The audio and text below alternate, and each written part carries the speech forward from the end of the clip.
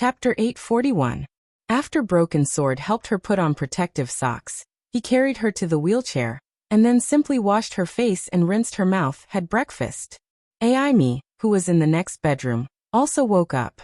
When everything was ready, the two pushed the wheelchair and walked to the hospital. It could be seen that Hiro was much more nervous than usual.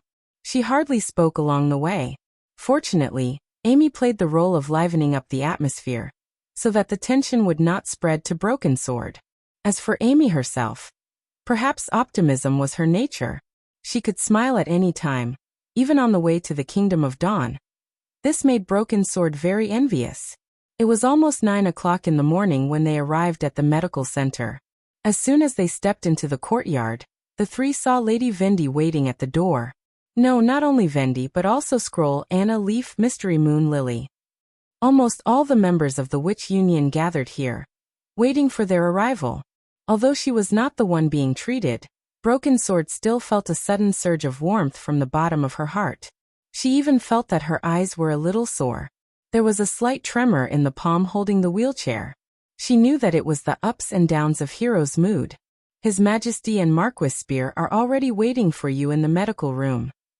Vendi came forward with a smile and touched Hiro's head. Don't worry, you will soon regain your freedom. His Majesty? Broken Sword was surprised. Is His Majesty here too? Who else could it be? Mystery Moon cried. His Majesty himself can make Lily put down the microscope and those weird insects and follow them here. Don't talk nonsense. Lily yelled and covered her mouth. This made the three could not help but chuckle, and their nervous mood could not help but ease a little. Vendi shook her head helplessly. Let's go.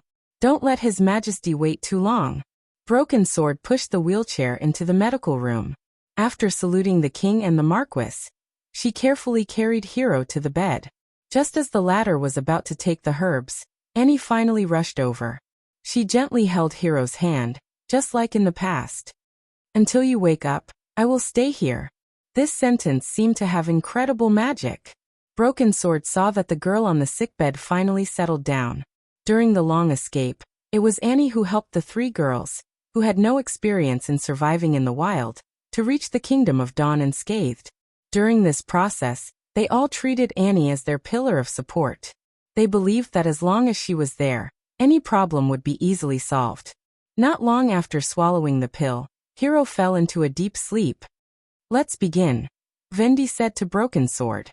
She nodded and closed her eyes. In an instant, her 5 senses disappeared, as if she had been thrown into a void.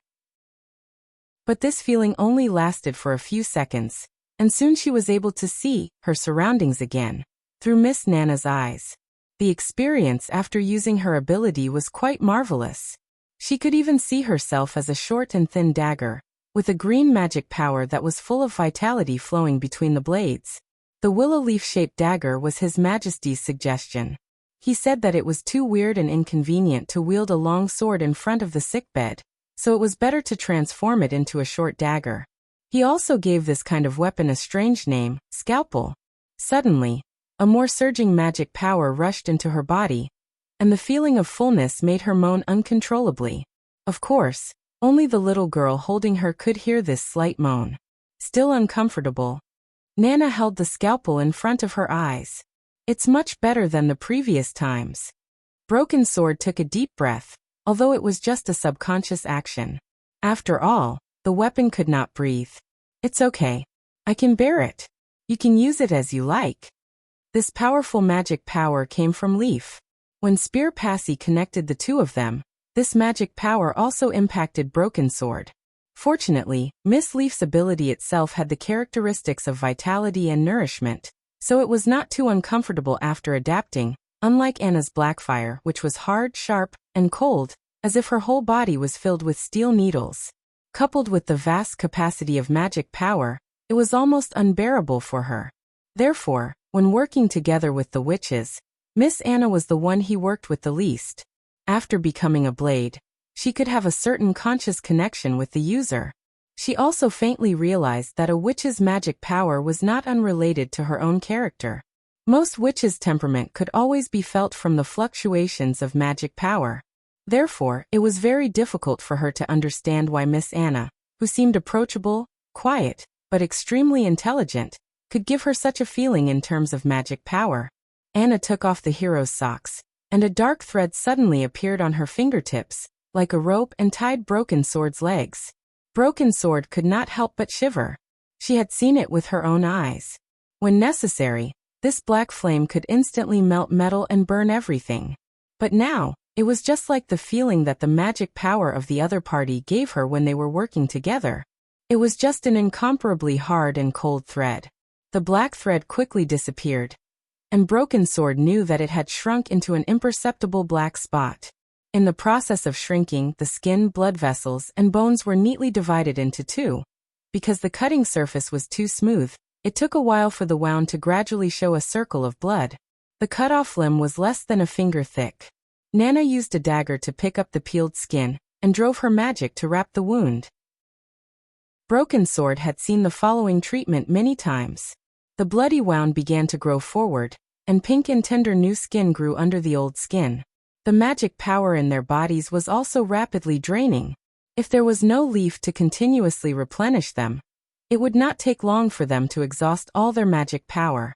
About half an hour later, a complete pair of feet finally appeared in front of everyone. Nana's spirit had also reached the limit. She almost threw away the scalpel and let go of Broken Sword. She held the edge of the bed and gasped, her forehead covered with tiny beads of sweat. Broken Sword was not much better. For her, the whole process was like constantly inflating her internal organs. Even after restoring her original appearance, her whole body was still sore. The little girl was carried to the next room by Vendi for a rest, but she insisted on staying. She wanted to be the first to see Hero wake up with Annie and Amy. After the sleeping ferns effect faded, Hero slowly opened her eyes. "How is it?" Vendi held her up, sat her against the bed and asked softly, "Can you feel its existence?" First, she shook her head, as if she wanted to shake off the lingering drowsiness from her mind. Then, she widened her eyes and stared at her feet. There was nothing there except for the heart-wrenching scars. Everyone held their breath and cast their eyes on the back of her feet. The medical room was silent for a while. Suddenly, her slender toes trembled slightly. Broken Sword's heart also trembled. She even thought it was her illusion. She blinked and looked again. The toes trembled twice, and then like rusty scissors that had not moved for a long time, they bent jerkily and slowly. Her heart, which had been hanging in suspense, finally fell to the ground. Just as she was about to cheer, she saw two sparkling tears in the corner of Hero's eyes. She could not help but be stunned. Even in the most difficult period, she had never seen Hero cry. "Thank." Hero choked as soon as she opened her mouth. For a long time, she could not finish the sentence, but everyone present understood what she meant. Thank. Chapter 842. After returning to the castle, Roland was still feeling a little emotional. As the saying goes, people shed tears of joy. However, from Hero's cry, Roland did not feel all joy. It was as if she had suppressed too much grievance, pain, and criticism in the past, and finally found an outlet to vent. In other words, the strength she showed was not because she ignored the pain, but because she suppressed all the negative emotions in her heart. But this was also a normal reaction. Before the upheaval, Hero was just a girl who had just reached adulthood. It was very rare for her to not be destroyed by the torture, and still have hope. The treatment was very successful. Her feet were basically no different from ordinary people.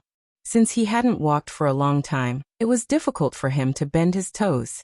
However, since he could feel this part of his limbs, it meant that his nerves were connected to his spine. After that, as long as he went through rehabilitation training, he would regain the ability to move freely sooner or later. This treatment also made Roland further confirm Broken Sword's ability, which was to improve the witch's critical point. Every witch's ability had its limits. For example, Hummingbird. There were limits to the volume, duration, and degree of weight reduction of the object. Even if one of the conditions was exceeded, the magic power required would increase rapidly, like a jumping index. If the limit was exceeded, the result would be that it could not be achieved. For example, she could not make a mountain as light as a feather, Nor could she maintain the effect of weight reduction forever. The reason might be that the magic power needed to do so was probably astronomical. The same was true for Nana. Regrowing severed limbs was probably far beyond the critical point of her ability. Therefore, although she could recover her exploded fingers, she could not recover her limbs, even with the help of Leaf. Broken Sword was equivalent to expanding this limit, making things that were impossible before become something that could barely be achieved. And the original method of using magic power became an ability that could be used many times. He took out a stack of reports from the drawer and spread them on the table. They were the test records of Vendi's integration of Broken Sword and the other witches. It could be seen that most of the witches' abilities had been significantly enhanced. The exponential growth was amazing, but the reverse was also very beneficial. For example, the Enchanted Dawn Eye could last from 5 days to half a month. Before Neverwinter had the ability to generate electricity on a large scale, this improvement was very valuable. After all, as more and more factories were built, electricity for lighting had gradually become the bottleneck of production. Also, Candlelight's solidified state could be maintained for a longer time under the buff of Broken Sword. This was greatly beneficial to the machine tool's service life and processing level. If it weren't for her ability and there were so many newbies crammed into the factory, it wouldn't be surprising for a dozen boring tools or 2 or 3 machines to be scrapped every day. Apart from that, Soroya, Agatha, Lucia, Paper, and other witches who were active in the production line were also beneficiaries of Broken Sword. The industrial level of Neverwinter was rising too fast. Many of the supporting systems and manpower were not in place. It was only thanks to the witches that the industry did not collapse. Otherwise, with such crude production methods, it would not be news for them to stop work every 2 days and explode every 3 days. Now that he had the Broken Sword, this part was even more stable. Roland wrote his deduction at the end of the report. It was foreseeable that Broken Sword would become one of the busiest witches in Neverwinter in the future. In the afternoon, Shaowen walked into his office. Your Majesty, the Minister of Chemical Industry, Sir Kyle, wants you to go to lab number 4. He said that he has some clues about what you asked. Oh. Roland's eyes lit up. Arrange the itinerary. I'll leave right away. Yes, Your Majesty. Accompanied by a team of guards, Roland arrived at lab number 4. With the establishment of the acid plant and the nitration plant, the simple bungalow, which was originally a small workshop, had become a real research site in Neverwinter. These buildings located beside the Redwater River were not only separated by walls, but also equipped with guards and logistics. Even the houses had been redecorated. The outer walls were painted beige, which made them look much more dignified. Kyle Sichi did not greet him at the door. Only Deputy Minister Chavez stood alone in front of the door, looking a little embarrassed. Roland had long known the temperament of the chief alchemist. He waved his hand and went straight into the room. Kyle was attentively guarding the long table, watching the liquid in the condensing tube drip into a glass. The liquid was as clear as amber, and when he got closer, he could smell a familiar and nostalgic smell. Around it, there were several other glasses, and the liquid inside seemed to be different, from shallow to deep. Roland could not help but take a deep breath. He had not smelled the fragrance of gasoline for a long time. Of course, it was not appropriate to call this crude product gasoline. It was very different from the large-scale car fuel used in the future, but it had the same smell. It was not possible to use it as a stable energy source in a short time. Your Majesty. The chief alchemist noticed him at this time. He put his hand on his chest and saluted. You're right. The Blackwater in the southernmost region is indeed composed of a variety of liquids. I've done several experiments according to the method in intermediate chemistry, and found that they can be separated one by distillation. But, he pointed to the glass on the table. If you further separate them, their composition seems to be almost the same. Almost the same is right, Roland said carelessly. These things were all hydrocarbons. If Lucia were to decompose them, they would all end up the same. Anything else? They can all be burned, and the higher the level, the more violent the liquid will be. For example, this. He raised the amber glass and shook it. When ignited, it's like an explosion. Your Majesty, are you going to use it to make more powerful explosives? Looking at the excited old alchemist, Roland could not help but chuckle in his heart. When he saw something that could burn, he thought of explosives. He already had the necessary qualities to be a real chemist. In fact, the Blackwater was a sample taken from the Endless Cape. From the very beginning, he had suspected that the everlasting underground fire was caused by the eruption of oil wells. The so-called oil was actually a huge family. As the blood of modern industry and the strategic material that determined the direction of the World War, he naturally knew about it. In fact, the difference between the oil collected from the eastern continent and the oil collected from the western continent was much greater than the color of the skin. It was not wrong to say that they were completely different liquids. Their colors ranged from golden yellow and dark green to black, brownish red, and even transparent. They were gorgeous and gorgeous. Some could flow like water, some were extremely viscous, some could not be directly ignited, but some could easily burn. In terms of composition, as long as it was a hydrocarbon composed of hydrogen and carbon, it could be put into the frame of oil after being mixed together. Therefore, it was not strange that the Blackwater was classified as oil. Chapter 843. However, it was quite rare for the Blackwater to converge into an underground Styx in the southernmost region. According to Iron Axe's report, from the choke swamp to the Endless Cape, the viscosity of the Styx was constantly decreasing, and the density of the dead fog was getting thinner and thinner. The Blackwater Valley was the intersection of several Styx rivers. Standing on a high place in the valley, one could even hear the dull roar of the Blackwater under their feet. Roland speculated that the Styx was constantly changing its composition as it flowed. For example, the dead fog described in the report was probably a kind of poisonous gas emitted by the Blackwater itself, or the result of the reaction between the Blackwater and some underground substances. This might explain why the Blackwater Valley had not been turned into a huge brazier by lightning or arson after hundreds of years of evolution, and why the choke swamp was rumored to be fatal. The dead fog covering the Styx not only hindered the Sand Nation, but also isolated the air, so the Blackwater could flow steadily to the south. At the Endless Cape, the underground Styx was nowhere to be found, and only a small part of it would spurt out of the ground due to the pressure. Some of it formed a burning column of fire, while others turned into thin streams and shallow pools. At this time, the Blackwater no longer had the suffocating dead fog, so it was suitable for mining. In the face of such a strange crude oil, Roland did not know how many kinds of oil it could be decomposed into.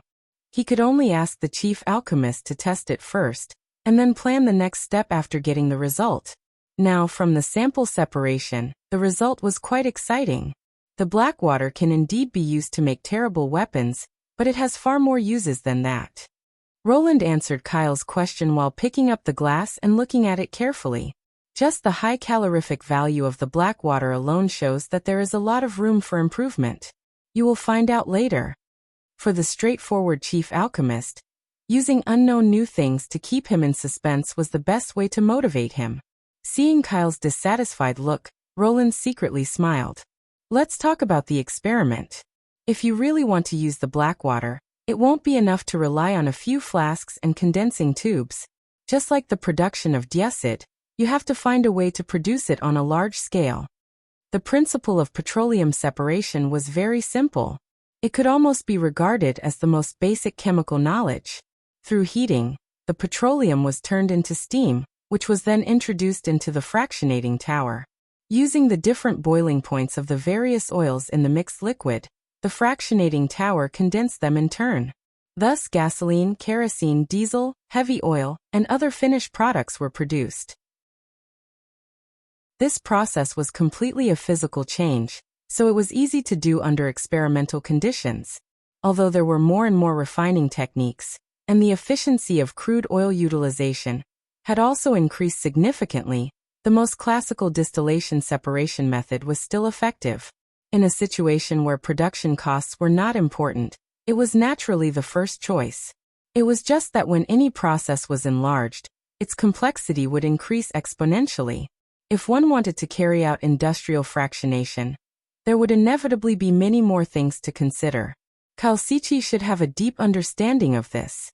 The old alchemist stroked his beard and said, "Well, I'll have to think about it for a few more days. In addition, I need the help of the Witch Union." Taking the initiative to use the witch's power to conduct scientific experiments was a very good sign. Roland nodded. "If you have any requests, send someone to tell me. I will arrange it." "Thank you, Your Majesty." Kyle rolled his eyes. "In addition, I have a small request." "Oh, what is it?" "When you use them to make new things, can you let me have a look?" Kyle could not suppress his curiosity. In theory, for the sake of confidentiality, this request was out of line, just like an engineer in charge of extracting uranium, or wanted to know the entire Manhattan Project. However, after a short consideration, Roland agreed. After all, this could increase his enthusiasm for work, and at the same time, there were no rivals in this era who could compete with Neverwinter in terms of technology. "Then you have to work hard." He pointed to the cups of distilled liquid and said, "The sooner you produce them, the sooner you will know the answer." "Wait, do you need all of them?" Kyle was surprised. Although they can all be used to burn, the black water produced from the lower layer is probably not as good as snow powder. The smoke is very strong, and the fire is not strong. It will choke people to use it to light a lamp. This guy is still thinking about the explosives and regards the inactive oil and residue as waste, Roland thought. Indeed, the light oil in the upper layer will burn more fiercely, but it is much more difficult to use. In the absence of additives, a slight carelessness will cause an explosion, which is not something that can be achieved in a short time. Instead, he preferred the diesel and heavy oil in the lower layer.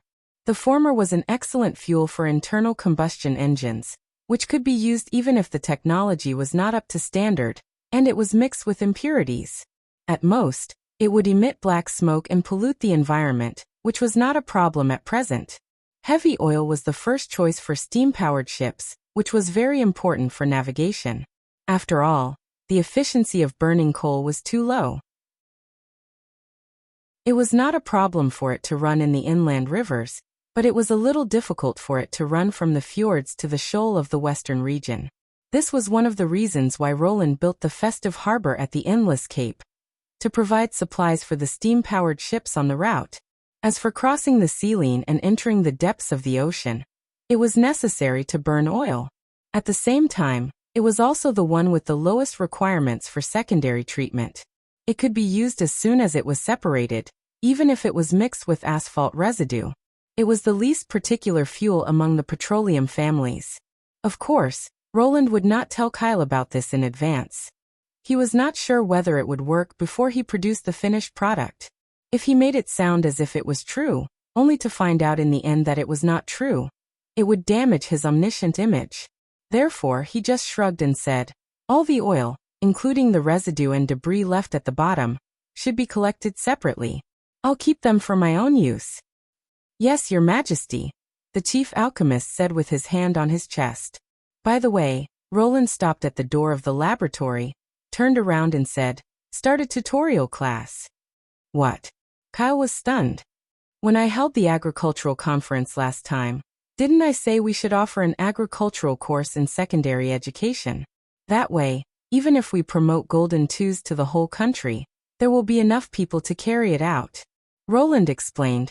"Also, we need more skilled workers to open a new factory. Many people want to devote themselves to the chemical industry after they graduate from universal education. Let's gather them together and train them first, so that they won't panic and cause accidents when they enter the factory." This was equivalent to dividing students' majors into different subjects in the middle school. Roland had long considered that since he did not have the time to train all-rounders, he should start training professional workers as soon as possible. "Your Majesty shouldn't Lady Scroll be responsible for this? She's responsible for recruiting, dividing students into classes, assessing them and paying them. But the Ministry of Chemical Industry, which is you, has to provide the tutors." Chapter 844. Prius Dessau had been living a very comfortable life recently. The experience of working for the Elk family was like a dream, becoming more and more blurry. The knight's skills and training had long been forgotten, and his belly was getting fatter. For this reason, he bought a new set of clothes and changed them into looser cloth trousers and silk robes, which were more convenient for him to move around without losing his noble demeanor, even though he knew that there were no real nobles in His Majesty's territory. Of course, the knight's life was not really a dream, and the polished armor in the living room was proof. Strangely, when he was still the Elk Knight, he could not stand these armors and even wanted to sell them to blacksmiths at a low price. However, after he turned to work for His Majesty, he found these armors to be more pleasing to the eye. One of his favorite hobbies at home was to hold his babbling child and talk about the heroic past battles in front of the armor. However, in these stories, Prius never mentioned Duke Ryan, as if he had been loyal to Roland Wimbledon from the beginning, and was an impeccably loyal minister. After entering City Hall, his career had been steadily improving. Seizing the opportunity of the rapid increase in Neverwinter's population, the chicken and duck breeding area in the north of the city had been expanded again and again, and now it had become an extremely large poultry factory. Yes, he felt that the breeding farm he built was not any worse than those factories that produced machinery. Since His Majesty said this word, he immediately hung a plaque at the gate of the courtyard. Nowadays, many factories had sprung up in Neverwinter, and it had become the most popular word in City Hall. Of course, he could not fall behind. After all, the number of employees alone was as high as 100, and the total number of chickens and ducks was nearly 10,000. The feed and earthworms that they ate every day needed several baskets to carry, which was unimaginable in the past. As for people calling him Chicken and Duck Knight, not only did he not care, but he also enjoyed it. Now that his work was on the right track, Prius was also idle. The first batch of apprentices had learned how to distinguish the male from the female, how to feed, how to select chickens, and so on. They could also train new people, so he did not need to do it himself. Moreover, the foul plague, which was the scariest thing for raising poultry, could be easily dispelled by the witch named Lily. Therefore, it was not a problem for her to do as much business as she wanted. Usually he only needed to make plans, compile the statistics, and submit them to the Minister of Agriculture. In fact, most of the knight who had been captured with him, apart from a few diehards, were doing quite well. For example, his superior Sirius Daly, who was originally a wolf knight, had now become a minister. He could be said to be the one who was doing the best. The Light of Dawn, on the other hand, was promoted to an intermediate teacher. His salary was almost the same as his, but when they were chatting, Phil and Schilt seemed to mention that he had other plans and wouldn't be a teacher forever. I don't know where this former celebrity knight will go, but it shouldn't be too bad. There was also Halon, Valsa, Kazan, and the others. They either continued to work as teachers or opened a shop. In his spare time, he would gather with these old acquaintances to chat about daily life, work, and expectations for the future. However, not everyone was convinced by His Majesty. For example, Halon was very dissatisfied with the rule that a captured knight could not join the army, so he always looked depressed at the gatherings. Prius did not think much of it. Everyone knew that flintlocks were powerful. If it were him, he would not be willing to hand it over to a defeated general. As for himself, he set his sights on the annual awards and honors ceremony. According to His Majesty's importance to agriculture, he felt that sooner or later he would stand on the high platform in the square and receive the envious and respectful gazes of the people. Not only would he receive the medal from His Majesty, but he would also receive a reward of 100 golden dragons. This was much more promising than joining the army. Prius hummed a little song as he walked to the city hall. When he was about to say hello to Sirius Daly before going to the farm, the minister stopped him. You came at the right time. His Majesty wants to see you. He paused for a moment and asked, "What's the matter?" The guard didn't say. He only asked you to go to the castle first. I see. Prius pretended to be calm, but his heart was beating fast. The agricultural mobilization conference had just ended. Could it be that His Majesty was thinking the same as him, and wanted to promote him as a role model? With an expectant mind, he walked into the castle. Then, under the guidance of the guard, he came to the office on the 3rd floor. "Come in." After he reported his name, a familiar voice came from the door. "I've been waiting for you for a while." Officer of the Ministry of Agriculture, Prius Dessa, pays his respects to you. As soon as he entered the door, he knelt on one knee like a knight and clenched his fist in front of his chest. However, his belly was a little fat, so his posture was not as straight as before. When he knelt down, he almost tripped himself. "Get up." His Majesty sat behind the long table and smiled at him. "You've done a good job recently. Even Bhairav is full of praise for you. This is not an easy task. That's why I have a new mission for you. Tell me what you want," Prius said respectfully, standing up. "Listen carefully. This is a secret. Even in City Hall, few people know about it." His Majesty suddenly became serious. "And it's of great significance. It's related to the future development of Neverwinter. Once you accept it, you can't reveal what you see or hear to anyone without my permission. I chose you because you're the most suitable person without any precedents, but you're not the only one. If you do well, you don't have to worry about the pay. Now give me an answer." Prius was stunned. He did not expect that His Majesty would say such a thing. Not only did it have nothing to do with the award, but it seemed that His Majesty was going to put him in a very difficult task. Oh, don't mention the importance of the task or the generous pay. These were equal to trouble in his eyes. And it was even more troublesome if it was related to the secrets of the kingdom. He subconsciously wanted to refuse, but he suddenly swallowed his words. "Wait, who is it?" "It's the Lord of Neverwinter, the King of Grey Castle." Does a king need to discuss when he wants his subjects to do something? Unless the latter had the intention to rebel and hid in his fief, he had to accept the order no matter what. Otherwise, he would have to bear the king's wrath.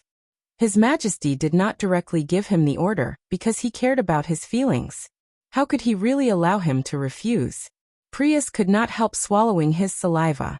Even if His Majesty Wimbledon was different from other lords, and every word he said came from his heart, what did he say before? "Please tell me."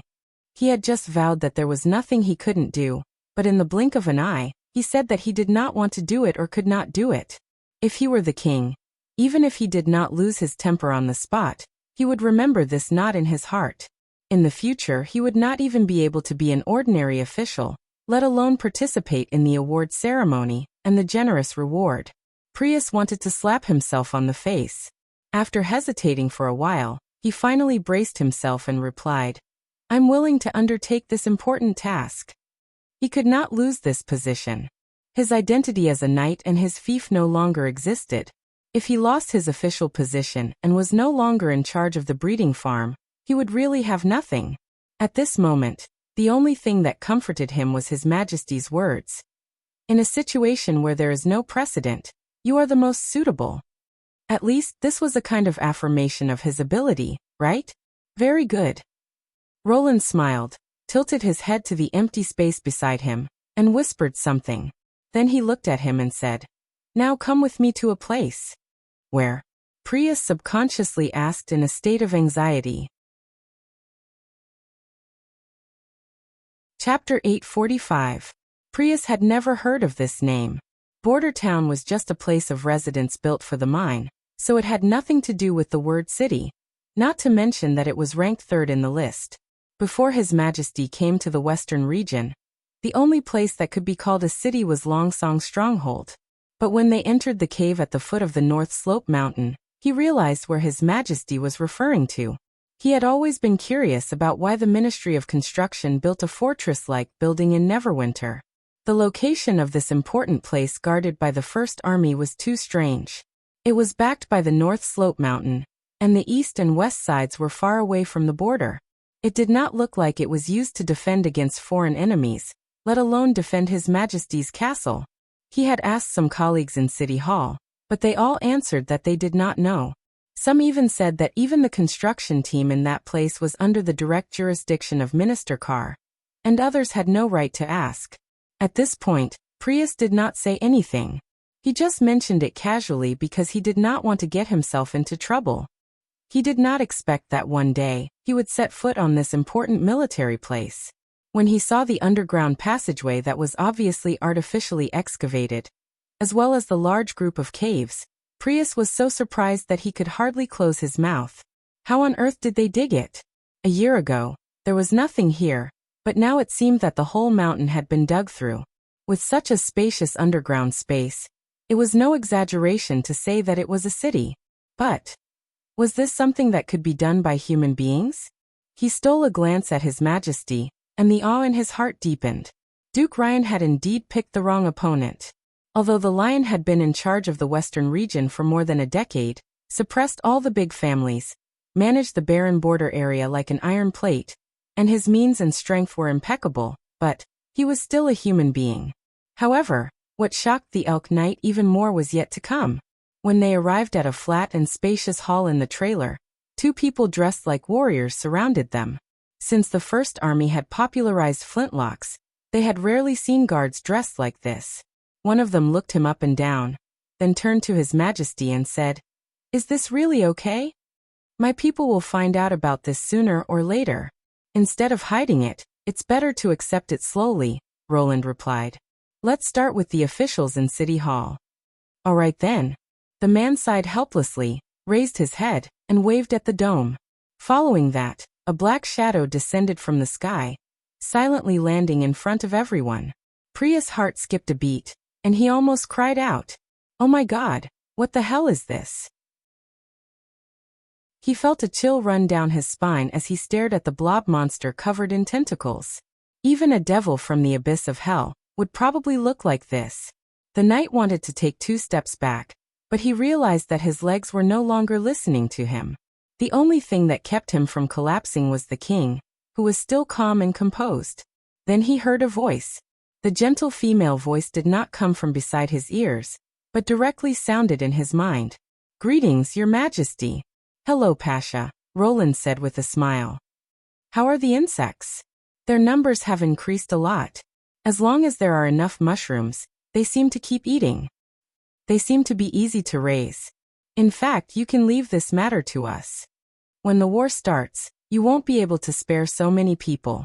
Besides, I'm going to raise more than 1,000 insects, so it's better to let them familiarize themselves with them as soon as possible." Prius was stunned to see His Majesty talking and laughing with the monster, as if he was talking to an ordinary subject. And the attitude of the monster was quite respectful, not at all aggressive like a demon. If all the ghosts and monsters in the book talked like this, people would not be so frightened. He took 2 deep breaths and finally calmed his heart down a little. But His Majesty seemed to want him to raise something? Insects. And is this the big secret that His Majesty told me? At the foot of the North Slope mine, there is such a sensational non-human creature? His Majesty seemed to see through his thoughts. He patted him on the shoulder and said, "This Miss Pasha used to be a famous lord. Although she was cursed by the demons and became like this, she is still a human at heart. You don't have to be afraid." Lord? Prius was stunned for a moment before he came to his senses. "Yes," the king sighed. "Let's go and talk." Then he heard an incredible story. There was more than one monster like Pasha. 400 years ago, they used to live in the barbarian land and even built their own town, but in the end, they could not resist the double attack of demonic beasts and demons. Most of them died in the wilderness, and only a few escaped to the western region. The curse turned them into monsters and made them immortal, so they had to live with pain. Now Roland Wimbledon accepted this group of survivors. They were not only allies against the demons, but also subjects under the rule of Grey Castle.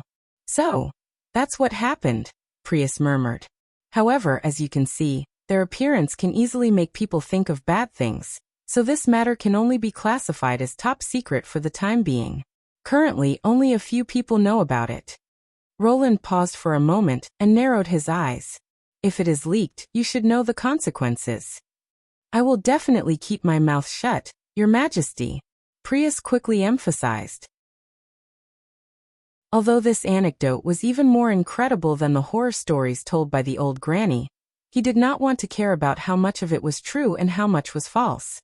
Whatever His Majesty said, this was the most basic code of conduct for a loyal minister. "As long as you understand." His Majesty nodded. After the blob monster. No, the ancient Lord Pasha led them through a long passage. She turned around and said, "We are here." In front of the knight was yet another huge cave. The barren underground suddenly became full of vitality.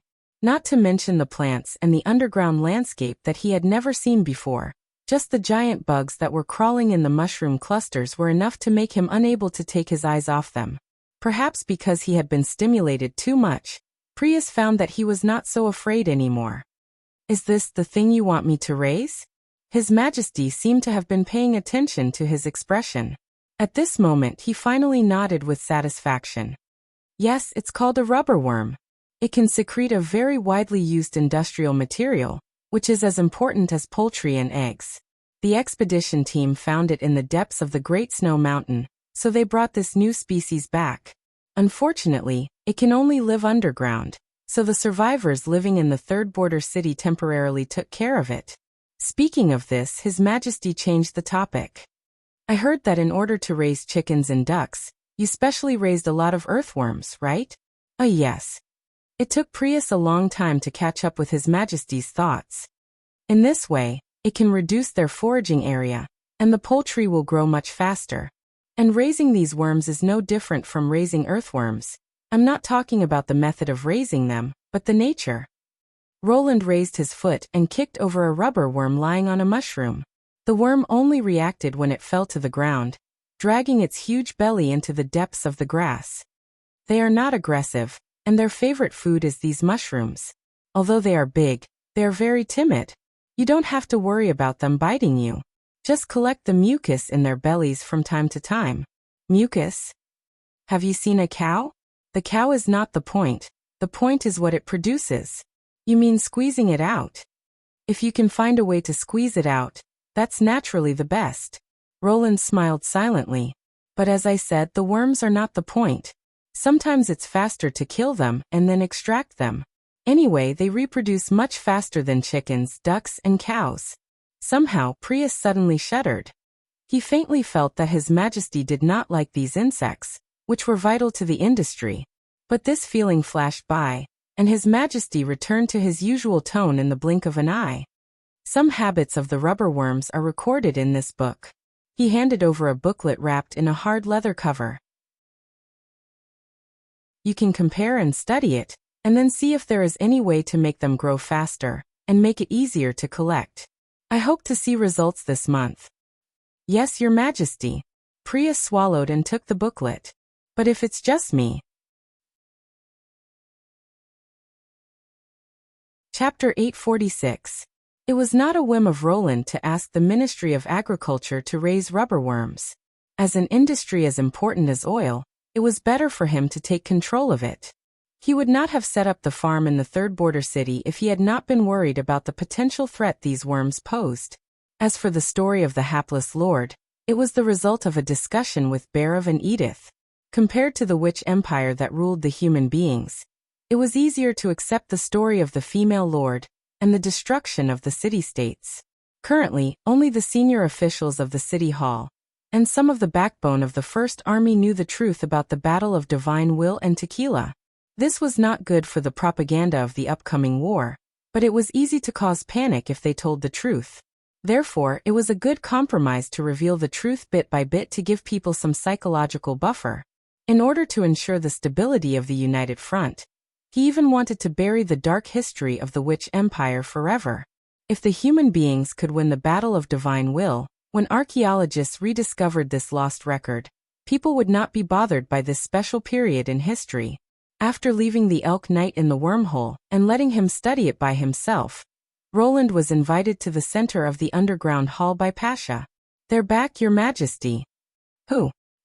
Roland couldn't help but raise his eyebrows in response to this question that came out of nowhere. Pasha did not answer. Instead, she raised her tentacles and mysteriously pointed at a dark passage on the side of the hall. He turned his head and saw a white shadow moving in the dark tunnel. After a while, two giant devouring worms crawled out of the cave, wriggled their bodies in front of him, and opened their bloody mouths full of hooked teeth. "Your Majesty, do you remember us?" one of them said cheerfully. Roland was slightly startled. Molly and Lara? Of course, he would not forget their names so quickly. The scene of their parting that day was still fresh in his mind. After frankly saying that he did not regret it, he boarded the cement boat to the Great Snow Mountain. Even now, He could still feel their unwavering determination from their tone. Yes, you do remember. Mind your manners. The other one squeezed its partner with its tail. Even if our bodies are different, don't forget that we are tequila. Worm. Jasmine said deliberately. Which? Cried Lara. They've just arrived in Neverwinter. They really wanted to see you before they went to sleep, so I asked them to wait at the side of the hall. I hope they didn't disturb you. Pasha lowered her mane whiskers. Tequila thanks you again for your help. No, I've also been waiting for the good news of the successful transformation. Roland waved his hand nonchalantly. But why do you need to hibernate? Because the worm carrier consumes too much energy, Your Majesty. Frank can handle the usual excavation and transportation work alone. There's no need to maintain 3 hosts at the same time. Before coming here, even Fran had to hibernate a lot. Before her transformation, she clearly had a lively personality like Jasmine, but now she felt that she had matured a lot. It was as if the instant her soul had been transferred had allowed her to truly mature. After spending some time with Phyllis and the others, Roland realized that not every tequila witch had lived such a long time. In the beginning, they lacked a carrier and Scourge's body. They either chose to merge with Eleanor, one of the 3 chiefs, or transfer to a soul carrier and enter an unconscious long sleep. It could be said that the number of witches who had lived for hundreds of years could be counted on one hand. By the time the church was established in Starfall City, and they were provided with a body, it was already much later. Phyllis had changed her body twice, but she had only maintained a conscious state for about 150 years, excluding the initial period when she was at a loss and did not know what to do. Thus, she was already considered an elder among the survivors. Jasmine and Lara were considered the youngest batch. Aside from the time they spent familiarizing themselves with controlling their bodies, they were usually in a state of hibernation. Their actual age and mental age were not far apart. With such a transformation, Roland could not help but feel emotional. And the rarest thing was that after becoming devouring worms, they still maintained the vigor they had when they were humans. Just this point alone made them surpass many people. Now it seemed that the Union was able to become a powerful force that unified the whole continent for a reason. Apart from their ability, they had many other praiseworthy qualities. 3 worm carriers aren't a lot. If we want to build a defensive barrier in the impassable mountain range, Roland looked at Pasha. Keep them awake. The new project will start soon, and there are many places in Neverwinter that need to be rebuilt. Don't worry about food, City Hall will provide it. Really? Jasmine asked excitedly. No one liked to sleep forever, especially the tequila witches. They had slept for too long. As long as they don't eat meat for every meal, he spread out his hands. According to Fran's way of eating, they can only eat about 100 people's meals. Since you have a plan, I'll leave them to you. Pasha seemed to have expected him to say this and replied with a smile. After seeing Jasmine and Lara, Roland felt inexplicably relaxed. When he returned to the castle, the First Army also sent him the latest news. The blasting operation at the Snow Mountain was very successful. The passage through which the underground river flowed into the sea had been completely blown up, and the rising water was expected to continue to flow westward after swallowing the ruins. Except for the gun battalion that would continue to guard the Snow Mountain and observe the change of the water flow, the rest of the soldiers would return to Neverwinter in a few days. This was not unexpected. When the tequila witches finished searching the underground ruins and obtained the devouring worms, the exploration came to an end. In this way, the entire western region would have no worries for the time being. However, when he opened another letter, he could not help but let out a soft cry of surprise. This letter came from the northern region, but it was not sent by a flying courier. Instead, it was specially sent by the garrison troops to Duke Kant. Therefore, the content was very detailed, and there were as many as 4 pages. The letter described in detail the changes that had happened in the holy city of Hermes, and the news of the collapse of the Tower of Babel. Eagleface, the commander of the troops, thought that this was an excellent opportunity to attack. Considering the thick walls and giant catapults around the holy city, he hoped that His Majesty could dispatch 1 or 2 artillery squads to reinforce the northern region, and was willing to win the first victory for His Majesty since the beginning of spring. After reading it, Roland still could not believe it. The church built by the Union in the Starfall City had collapsed just like this? Was this a message released by the opponent to lure the enemy, or was it true? After all, the church still had a certain number of God's punishment army, and dragging the first army into the quagmire of urban warfare was their last struggle. He had originally planned to let the God's punishment witches participate in this battle, which just happened to make up for the shortcoming of the first army's lack of close-range firepower. At the same time, the new weapon, the mortars, would be put into use, further reducing the enemy's hiding space. It could be said that although Roland's goal was to unify the whole country, in fact, he only cared about the church. However, the Holy City now showed signs of disintegration. Just when he was about to summon the relevant personnel to discuss the matter, he heard a light knock on the French window behind him. When he turned around, Nightingale had directly pulled the bird into the room through the glass. Taking the secret letter from the bewildered messenger's feet, Roland spread it out and flattened it. After glancing at it, he could not help but stand up. How dare he? There was only one sentence written on the note. Chapter 847. Pain. Very painful. Unbearable pain. It slapped its tentacles in frustration, stirring the surrounding seawater into a muddy mess. The blades and feet hidden in its body were shivering, obviously frightened by its anger. Pain was not a strange feeling.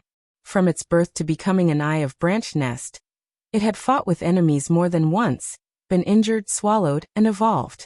Pain could make the body more responsive, and it was the necessary feedback to absorb magic power. What made it angry was not pain, but an emotion that it had never felt before. It tried to match this emotion with the reaction of other lives, but soon found that it was unnecessary. The feeling was hidden in the instinct of most species. Even if the individuals were far apart, they were surprisingly similar on this point. Fear. It found that it had tasted fear for the first time. This made it a little overwhelmed, and it subconsciously became angry. Kill. Kill her. It wanted to kill her. The tiny insect that rushed into its body. The insect that dared to challenge it with only some insignificant magic power. Sooner or later, it would tear her into pieces and hang her head on the skeleton, just like the red mist crawlers did. However, whether it was anger or fear, they were not necessary emotions for growth. Before, it had never felt fear because of pain, nor would it feel annoyed because of a momentary setback. In fact, it had never thought about such a problem before. Other than evolution, it had no other thoughts. Evolution was more important than survival. Survival was only for the individual, but evolution was the sublimation of the group. It realized that there was something wrong with its body. What exactly was wrong? Just thinking about this problem made its head hurt unbearably. That high-temperature flame not only caused it to lose a third of its body, it also made its reaction extremely slow. It needed time. Time could allow its body to be reborn as before. Time could also make it find the answer. It suppressed the fear, anger, and other subtle emotions in its heart that it had never experienced before, and sank into the mud at the bottom of the sea. More than 10 days later, it crawled out of its hiding place and released all the blades and feet in its body. Although it had lost a lot in the battle, it did not care. As long as its injuries were fully recovered, it could breed new vassals at any time. It was hungry, and it needed food. At the same time, he also came to a conclusion about some of his own problems. First of all, it discovered that it had lost a lot of pheromones. These pheromones were taken from various insects and could provide help to the evolution of the tribe. Collecting them was also the primary task of the Eyes of Branch Nest. This loss was understandable. Following that loud noise, its body was scattered by the raging flames and heat waves, and part of it was used to store the pheromones in its brain. Now, even if it was almost repaired, it was gone. Just like a punctured water bag, it would be useless even if it was repaired afterwards. This was not a big deal. Insects were everywhere. If they were lost, they could be collected again. Moreover, the most important red mist multi-eyed worm was not lost, so the losses were limited. However, the problem was that it had lost contact with the nest mother. This was simply inconceivable. Ever since it was born, its fate had been closely linked to its tribe. This kind of relationship was inseparable. As long as it was in the same body of water, no matter how far away it was, it would be able to sense the existence of the main nest.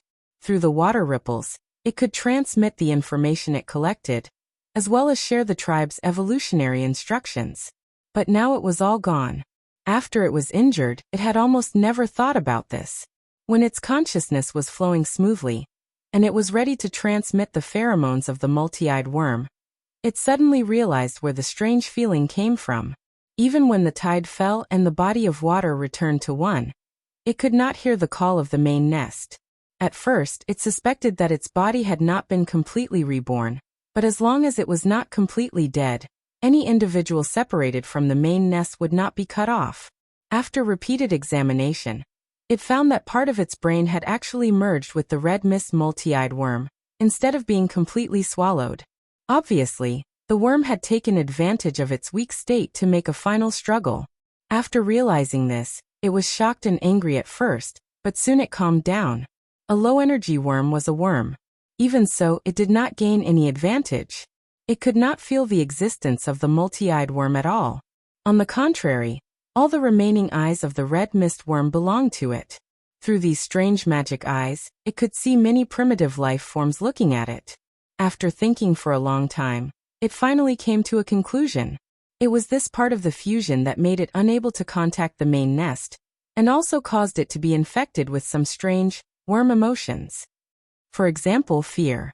For example, anger. And ego. According to the above results, it should first return to the Zenith Sea, tell everything that happened here to the mother of the nest, and then hand itself over to the mother of the nest.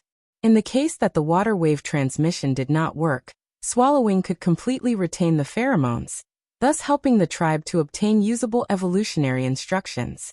Evolution was more important than survival, which was a matter of course. But now it was hesitating. In the past 10 days, it found that it had thought about more things than it had in the past 100 years. Whether it was fighting, swallowing, collecting, or growing, they were all instinctive, but now it seemed that this instinct did not exist. Another point was that there were no restrictions on the use of the pheromones. Evolution was a very careful choice. All the pheromones collected by the nest eyes were transmitted to the main nest, which would analyze and filter the useful fragments, reconstruct them, and then issue evolutionary instructions. Evolution was not only a change in the nest eyes, but also in the main nest, and the small ones such as the blade and the foot. All of them grew step by step in this way. Therefore, the eyes of each branch nest were almost the same. But when it was waiting for its body to recover, it unexpectedly used a pheromone from a primitive individual that could heal itself quickly. Because of this, the serious injury that needed at least a few months to heal was healed in just 10 days, and it also made it realize that it was different. It was no longer an ordinary nest eye. The foot quickly dragged back a lot of food, which were the primitive aquatic bodies nearby, or according to the insect's name, fish. Most of them were cleanly beheaded by the blade, and the spread of the fishy smell would inevitably attract more fish. It would not take long for the foot to fill its stomach. These inferior aquatic bodies enjoyed the same resources as it, but they were still at the bottom of the competition. For some reason, when it saw these mindless fish coming to its door, it suddenly thought of itself. Since it already had fear, it did not want to return to the Zenith Sea. The insect's emotions disturbed it, and at this moment, the importance of survival was more important than anything else. It was afraid that the mother of the nest would swallow it, and it was also afraid that the erratic insect would come to it again. It also wanted revenge on the insect. The anger in its heart did not dissipate, but it temporarily hid it. Fear and anger alternated, and it found that there were still many things it wanted, which it had never considered before. If it wanted to achieve these things, evolution was the only way. After swallowing the fish into its body, it could not wait to take action. In the past, it would not have been so anxious. All the nest eyes were doing the same thing, and it did not matter whether it was there or not. But now it was different. The following collection and evolution had nothing to do with the tribe. Chapter 848. Otto Luashi is an ally of Grey Castle. He doesn't deserve this. What's more, he messed up the eastern region this time. What about the next time? Maybe he'll cross the border and invade us." Brian said loudly, "Your Majesty, please give the order. No matter how far the enemy is, the First Army will crush them for you." "Invade?" Barav raised his eyebrows. "If the army of the Kingdom of Dawn can openly enter Grey Castle, why do we need you?" "Director, I'm just giving an example." "A non-existent example is not convincing," Barav interrupted. "And most importantly, why do we need to go to war when we can solve the problem through diplomatic means? Don't forget His Majesty's primary goal this year. Do you think the eldest son of a noble family in the City of Glow is more important than His Majesty's ceremony?" Brian was speechless. "All right. Take a break." Roland clapped his hands. "Eat something first. We'll talk later." With the clapping of hands, the servants at the door immediately pushed a cart into the reception hall. The officials ate their snacks and went to the toilet. The tense atmosphere immediately eased. This scene had happened many times during the 3-day-long meeting. Since receiving the information about the Northern Region garrison and the Spy Hill Fox, Roland summoned all the relevant officials to the castle to discuss the next countermeasures. It was evident that the bureaucrats under him were divided into different factions. The City Hall faction led by Barav tended to be conservative. They preferred to focus on the kingdom, or even the Western region. They wanted to expand the population and strength step by step until the unification of Grey Castle's regime was complete. They would retaliate against Apan Moya, the King of Dawn, sooner or later, but now was not the time. The First Army, represented by Brian, and the members of the advisor department tended to be radical, but they were not as close as the City Hall faction. The former was probably influenced by the new ideas that he advocated when training the army, such as defending against the enemy outside the borders, discovering the enemy first, and destroying the enemy first. They insisted on taking action immediately to teach the royal family of the Kingdom of Dawn a lesson, and rescue the persecuted Autoluashi. The latter, to a large extent, stood on the same side as the First Army for the reward. After all, if there was no war, they would not be able to play a role. In addition, some of the members of the advisor department came from Longsong Stronghold, and did not know as much about Neverwinter as the City Hall. Their arguments were often refuted, so their voices were even weaker. Because of this, Brian's speech was easily rebutted by Barav several times. In terms of eloquence, the disparity between the two of them was too great. It was already good enough that he could express his thoughts in front of a group of ministers. After all, the Flintlock Battalion commander was still young, and he used to be an ordinary villager in Border Town. He lacked both knowledge and experience, which could be seen from the report of the defensive battle at the Snowy Mountain. Roland was the only one who remained silent. Judging from the current situation, the radicals were basically being beaten up by the conservatives. It had to be said that in the past 3 years, Barav's growth was even more outstanding than he had expected. Perhaps the old chief had been sufficiently tempered by the former finance minister, and all he lacked was an opportunity. The only thing that surprised Roland was that Edith hadn't expressed her opinion, even though the meeting had been going on for 3 days. Instead, she had remained silent. If there was anyone in the hall who could compete with Barav, it would be the Pearl of the Northern Region. In order not to let the two of them drag each other down and increase the loss of internal strife, Roland officially set up a new department in the City Hall, called the Department of Defense, which was responsible for external military affairs. He also included the General Staff Department, making it a subordinate organization. The Ministry of Defense was in charge of external affairs, while the Security Bureau was in charge of internal affairs. Basically, the framework of Grey Castle's violent machine had been established. Of course, the minister was still Roland. Before this, Edith was only Barav's assistant, staying in the City Hall to learn how to deal with affairs. Despite her excellent performance, she had not officially joined the department until now. If she became the minister as soon as she entered the department, she would be promoted too quickly, and would not be rewarded in the future. It was also easy to leave the wrong impression to the newcomers that she could do it if she was in charge. After all, it was no longer the time when there was a shortage of manpower, and anyone with a little bit of talent could become the main official. So Edith was now a clerk in the Department of Defense, and like the general staff, she was managed by Roland. Roland knew that this arrangement, which seemed to be starting all over again, would not discourage the Pearl of the Northern Region. A person like the Pearl of the Northern Region should be able to guess what he was thinking. Although she had left the director's office, there was no longer any obstacle to her promotion. Therefore, this was a suitable occasion for her to perform. And Barov should not be allowed to suppress the whole audience. This was indeed a bit unusual. He glanced at Edith's seat, and found that she was leisurely tasting the chaos drink in her glass, as if Barov's aggressive momentum had nothing to do with her. She was indeed a strange woman. Roland shrugged his shoulders, reached out to Scroll and said, "Show me today's summary." "Okay." Scroll put down her quill and handed him a hardcover book. "It's all in here." After 3 days of discussion, they had basically reached a consensus on the content of the intelligence. Hillfox, who sent the secret letter, arranged the 3 matters according to their importance.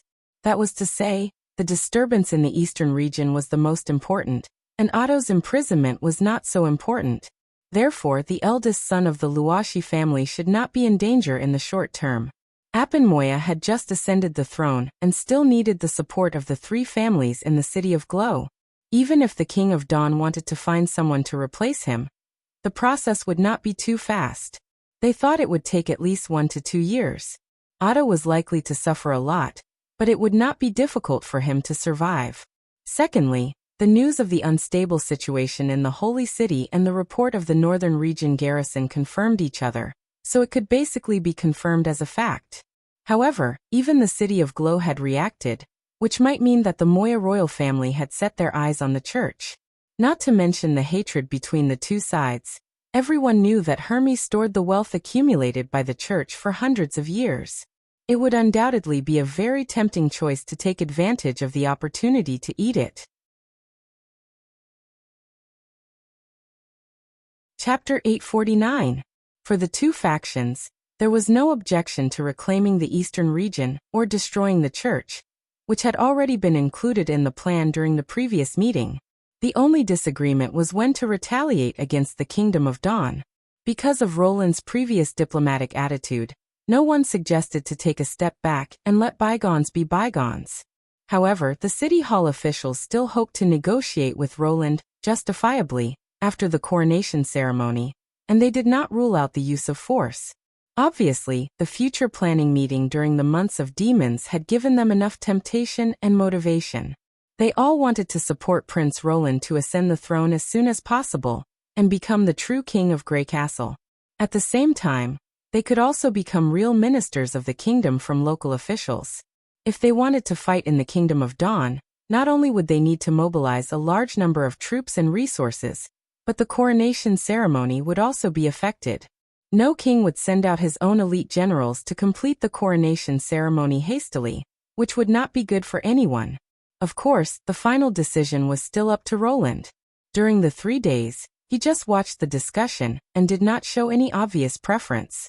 He was completely different from the tough attitude he had when he was dictating the diplomatic letter. It was precisely because of his silence that the people had the space to debate intensely.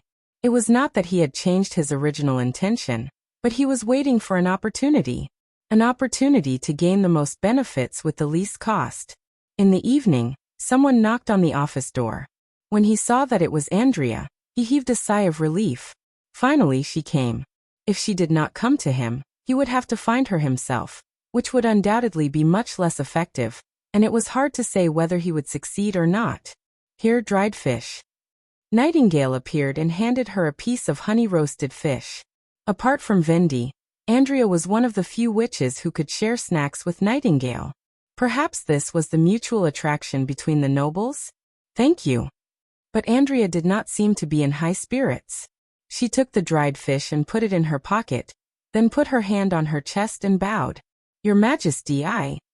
Halfway through her sentence she stopped again, as if she didn't know how to express herself. You want me to save your childhood friend, Otto Luashi, right? At a time like this, Roland couldn't let Andrea hesitate any longer. If she changed her mind, Wouldn't he have wasted these days? In addition, he also vaguely guessed the other party's hesitation. There was one thing he was sure of, and that was that the relationship between Ao Tua and her was a one-sided crush. Because of this, she didn't know what position she should use to make this request. Childhood playmates. After so many years, Andrea did not miss her past in the Kingdom of Dawn. After all, when Earl Quinn found out that she was a witch, he did not protect her and directly faked an accidental death. This kind of memory was really not very good. When Otto visited Neverwinter last winter, Andrea's behavior was very clear. She obviously did not want to be associated with the past. Now that he had come looking for him, it was probably because he was simply kind and apologetic. Yes. She took a deep breath and nodded slowly. But in the meeting you also heard the discussion. If we want to force Appin to submit, we need at least more than 3,000 troops. Including the troops attacking the Holy City, the number will increase to about 5,000, which is already 80% of the strength of the First Army. Despite the disagreement, City Hall and the General Staff Department still made a rough plan. As there was no water system directly connected to Grey Castle in the Hermes Plateau and the Kingdom of Dawn, they could only rely on carriages and manpower. The number of people in the logistics team was astonishing. Moreover, the remaining 20% of the troops had to stay in various parts of the kingdom, so the First Army had no spare troops to garrison and could only leave after the battle. All in all, it was definitely a loss. This is just the manpower. If we include the materials, all kinds of wear and tear, the cost of carriages and horses, the expenditure of provisions. Looking at Andrea's increasingly embarrassed expression, Roland was about to add fuel to the fire, but his voice suddenly stopped. Your Majesty? The blonde witch could not help but be stunned. It was not because he noticed something wrong, but because Nightingale pinched him hard on the back and then said in a voice so low that only he could hear. Don't force her. Can't you just say it? Ahem, it's nothing. Roland coughed twice. This is just an objective situation. With some subjective efforts, it's not impossible to turn the situation around, but it depends on how much the three big families are willing to do. The three big families? Obviously, the king no longer trusts them. We may be able to save Otto, but this will also cause a complete break between the Moya royal family and the Luashi family. Even if Appin is removed from the throne, will the next King of Dawn forget all this? Roland touched his chin and said, facing a strong enemy like the demons, I can't invest too much energy and manpower in the neighboring countries. In the end, it's them who decide the direction of the Kingdom of Dawn. Andrea seemed to realize something. Please continue. Someone must replace the Moya royal family, he said word by word. Andrea was silent for a moment. I see. Do you have a plan? She is indeed a woman from a big family, Roland thought to himself. She can remain calm in the face of the overthrow of the royal power, which will undoubtedly make the following conversation much easier. He asked straightforwardly, Are you interested in becoming the King of Dawn? Your Majesty? Andrea finally showed a look of surprise this time. No. I don't want to leave. Leave what? She bit her lip and said, No, nothing. I mean, I'm not interested in the throne of the City of Glow. Roland was a little surprised. It was not that she did not want to become the king of the Kingdom of Dawn, but her expression clearly showed that she was worried about personal gains and losses, which was rare in Andrea, who was always full of a sense of elegance. Was there anything more tempting than becoming the king of a country? Roland calmly took a sip of tea. Fortunately, he had a backup plan. What about your father? Is he willing to step forward? The reason why the Quinn family was the best choice was not only that it was stronger than the other two families, but also that Andrea, who was favored by Otto and Oro, was also the key. It could be said that her opinion, in a sense, represented the three families more. According to the education level of Neverwinter, the number of people trained was not enough for the kingdom. It was not realistic to completely control the Kingdom of Dawn, so it was more convenient to support a regime that was more inclined to Grey Castle. If Andrea agreed to this plan, he would not have to pay too much, and would still be able to get the resources of the neighboring country. Of course, the other two families won't be left without anything. This change of power will make all the participants winners. More importantly, the threat above your heads will no longer exist. Roland said slowly. In this way, Neverwinter doesn't need to spend a lot of money and troops. You just need to help the Quinn family complete this change. This time, Andrea did not hesitate for too long. After thinking for a while, she agreed. I think my father will agree. After a short pause, she repeated. No, he will definitely agree. When she said this, Roland knew that she completely understood what he meant. The time was ripe. Chapter 850. I thought you were going to be the king of dawn yourself. After Andrea left, Nightingale curled her lips and said, So you weren't joking that day. Do you really want to help her become queen? It's not like you can't tell. Roland shrugged. As for me, countless thoughts flashed through his mind, from the lack of talents to the efficiency of communication, from the lack of time to the limited resources. In the end, he could only say, I'm still too far away to help. Is that so? Nightingale patted him on the shoulder and said, But don't worry, Andrea is still very reliable. The Quinn family shouldn't be too bad either. I didn't know that these two noble witches really appreciated each other. Roland laughed inwardly. However, Nightingale used to live under someone else's roof, so her political vision was not as good as Nightingale's. This had nothing to do with her family. As long as she was not blindly loyal, most people would know what to choose when they had a chance to rise to the top without paying too much.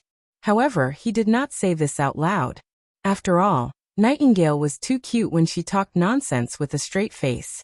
At this moment, someone knocked on the office door again. Come in.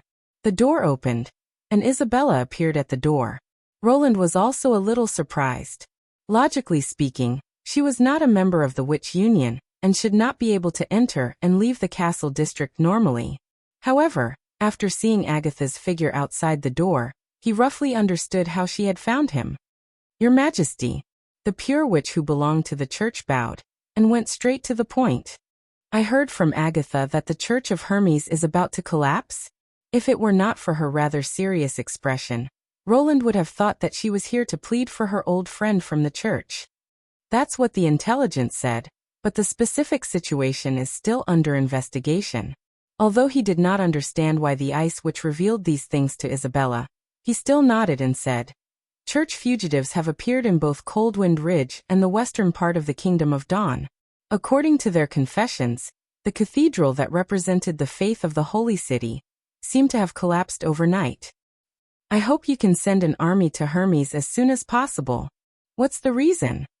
Do you still remember the hundreds of thousands of pills of madness that I mentioned before? I don't know how many people know the location of the warehouse where the pills are stored, but it shouldn't be too few.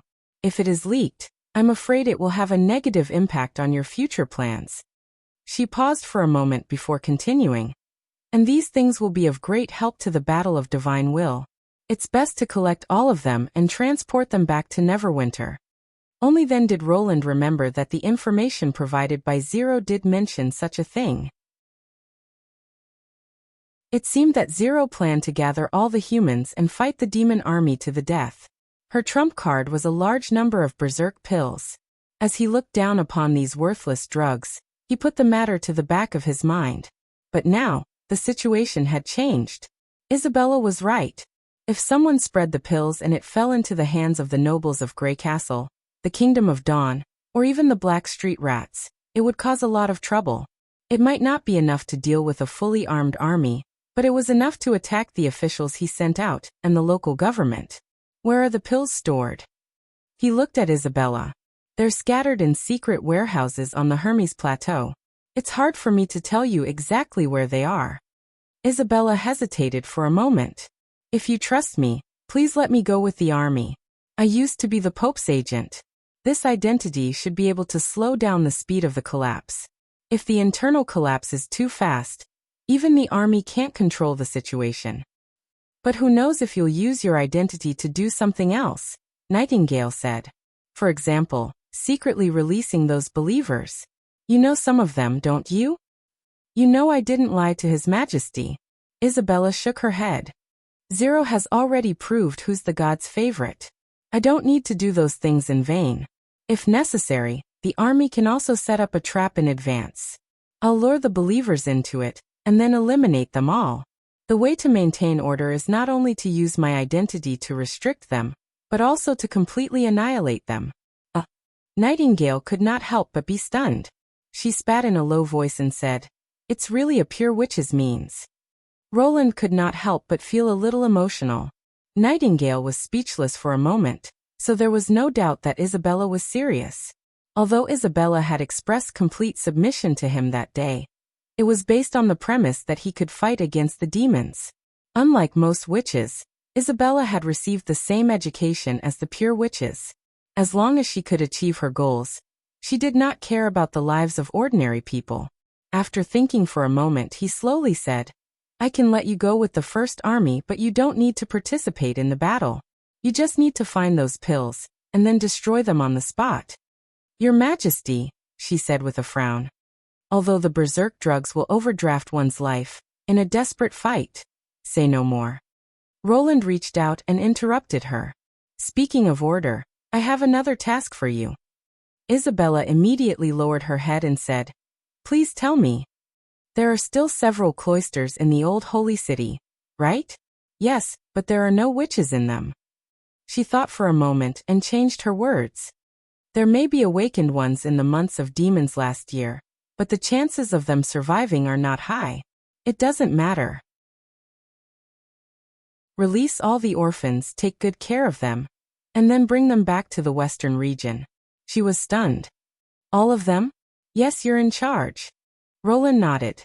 If the pure witch's philosophy was to complete the task without caring about the lives of others, he would like to see if the pure witch could still carry out this goal when carrying out a life-saving task. He could not change what had happened in the past, but he did not want her to continue on this path. This request is not without reason. Also, thank you for reminding me. If the upper class loses the ability to maintain order, the cloisters are likely to become a hell on earth. Neverwinter needs a large number of laborers, and women can also find suitable jobs. I remember the church will provide basic education to the orphans, right? Therefore they were all excellent seedlings, and should not starve to death in the high walls. I want you to bring them back as much as possible, without missing any of them." Isabella was silent for a long time. "That will require a lot of food. Someone will prepare it for you." A complicated look emerged in the eyes of the pure witch. This scene seemed familiar. On the day she was announced to be pardoned, took off the shackles, and obtained limited freedom, she showed the same look. If her heart could be heard, the biggest question must be why. But she didn't say anything. Instead, she slowly bent down.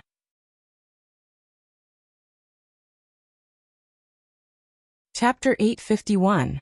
Edith returned to her residence, took off her coat, and threw it on the hanger at the door. She could not help but take a deep breath at the rich aroma coming from the living room. Saliva gushed out of her dry lips and tongue. She did not feel it during the meeting in the Ministry of Defense, but now her stomach was growling. "Why are you back so late today?" Cole's voice came first, and then he poked his head out from behind the door frame, holding a spoon in his hand. "The war is about to start. The Ministry of Defense has a lot of work to do, especially when it comes to the Kingdom of Dawn. The situation is more complicated." She took off her leather boots, put on a soft sock, and walked into the living room. "You can eat first if you come back so late again." "I don't care." Cole curled his lips. "But His Majesty hasn't decided whether to interfere with the King of Dawn or not, right? If you make a plan now and he adopts Barev's strategy, won't your efforts be in vain? Do you really think he doesn't have any ideas?" Edith patted her brother's head as she walked past him. "Roland Wimbledon is not a king who relies on his subordinates to make decisions." "What did you see?" Cole asked curiously. "If you want to know, you have to pay the price." She glanced at him, and his body suddenly trembled, and he did not continue the conversation. There were 2 dishes and a soup on the table, and the main ingredient was Neverwinter's specialty, bird beak mushrooms.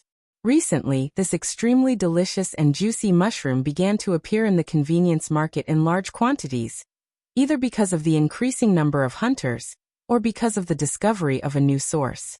At the same time, The price of this mushroom did not rise but fell, and it seemed to be replacing meat. It was a pity that bird beak mushrooms could not be stored for a long time due to their fat characteristics. Otherwise, it would be an excellent business outside the western region. Edith put a piece of roasted mushroom into her mouth. The slightly charred mushroom cap and melted butter perfectly. After a crisp sound, she felt her entire mouth was filled with juice, and she let out a long hum of satisfaction. She had to admit that she had underestimated her brother. Apart from his indecisiveness and weakness in martial arts, Cole's talent in learning was beyond her expectations. Take cooking for example. He had only eaten these mushrooms once or twice at His Majesty's banquets, but they looked decent. It was impossible to do this without a clever mind. It was the same for the clerical work in the city hall. He had only been doing it for a few months, but he was already an official recorder at important meetings in the Lord's castle. This speed had already surpassed many of his peers. If it were the noble children in the north who thought that they were the best, they might not be able to do better. Of course, the most important thing was that he was very obedient. Thinking of this, Edith felt that the dinner was even more delicious. After all, the more capable his subordinates were, the easier it would be to do certain things. Sis. Halfway through his meal, Cole could not help but ask, "Why didn't you speak during the conference these few days?" She put down her spoon and raised her eyebrows. "His Majesty asked you about the things you're good at, right? Since you saw through His Majesty's intention, why didn't you say it for him?" Cole muttered. "Didn't you see the way Barov looked at you? That smug smile was almost overflowing. That's also a secret. According to the usual practice. Air." He bowed his head, and his expression showed that he was in a dilemma. After hesitating for a long time, he shook his head, as if trying to suppress his curiosity. "But for the sake of this delicious dinner, I'll take it as you've already paid the price." Edith smiled slightly. "How much do you know about Andrea in the Witch Union?" Andrea? Cole thought for a moment. Her name has never appeared on the schedule, and her ability. It has nothing to do with her ability, the Pearl of the Northern Region interrupted. It's normal that you don't know about her. She's a combat witch, and she rarely shows herself. Only a few people know about her background. As far as I know, Andrea is a noble from the Kingdom of Dawn, and her family background is quite noble. She's also an old friend of Otto Luashi. After knowing this, we can roughly deduce the rest. Then she briefly explained her speculation. Now do you understand why I couldn't speak up at the meeting? Once the emotional card is revealed, what could have been achieved will no longer be possible. Wouldn't His Majesty blame me for this? Cole's eyes widened. How do you know all this? Do you think I applied to go to the Great Snow Mountain just to prove that only people who have been to the front line are suitable to serve as important officials? That's just one of the reasons. She spread out her hands. Without this trip, it's not easy to get close to witches. Cole frowned and thought hard for a while. No, that's not right. Assuming that the information you've gathered is correct, how can you be sure that His Majesty will definitely choose Andrea as a shortcut to solve the problem of the Kingdom of Dawn? There's no definite connection between the two. Can't he think of recovering the kingdom first and put the coronation ceremony first? Indeed, there's no definite connection between the two, but I noticed His Majesty's behavior at the meeting. It's hard not to understand, Edith said confidently. In 3 days, he looked at Andrea a total of 17 times. She's neither an official of the city hall, nor a key decision-maker. If there's nothing between them, then there must be a conspiracy. You even remember this. She picked up the soup bowl and put on the posture of a meeting. Just like this, out of the corner of my eye. His Majesty definitely didn't expect that while he was staring at Andrea, someone else was watching him. The younger brother's mouth twitched with a strange expression, and he muttered something in a low voice. What did you say? Edith asked coldly. No, nothing. Cole hurriedly waved his hand. I wanted to ask after the meeting, did you talk to Andrea about this? What if you guessed wrong? Oh. She raised her eyebrows. You saw it? I wanted to ask when you'd come back, but it seemed that you only stayed in front of her for a short period of time. Because I don't need to say all these speculations. Since it's an emotional card, I just need to give it a little push. Edith said carelessly. His Majesty is a very benevolent king. Besides, he's met Sir Otto once. As long as you ask, he'll most likely agree to save Andrea. I just mentioned it. If I guessed correctly, it would be considered as helping His Majesty. If I guessed wrong. She paused for a moment. Who cares about the life or death of a noble from the Kingdom of Dawn? The next day, the regular meeting ended after only half a day. Roland Wimbledon, who had been silent for 3 days, did not continue to listen to the discussions of the ministers. Instead, he announced his decision at the beginning of the meeting. Neverwinter's army would be divided into 2 groups. One group would enter the Hermes Plateau from Coldwind Ridge, while the other group would pass through the eastern region and directly reach the border of the Kingdom of Dawn.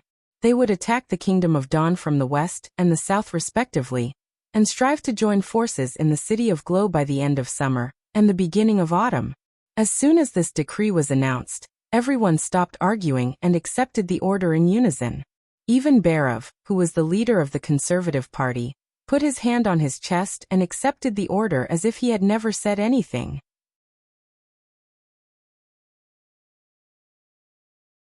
Chapter 852.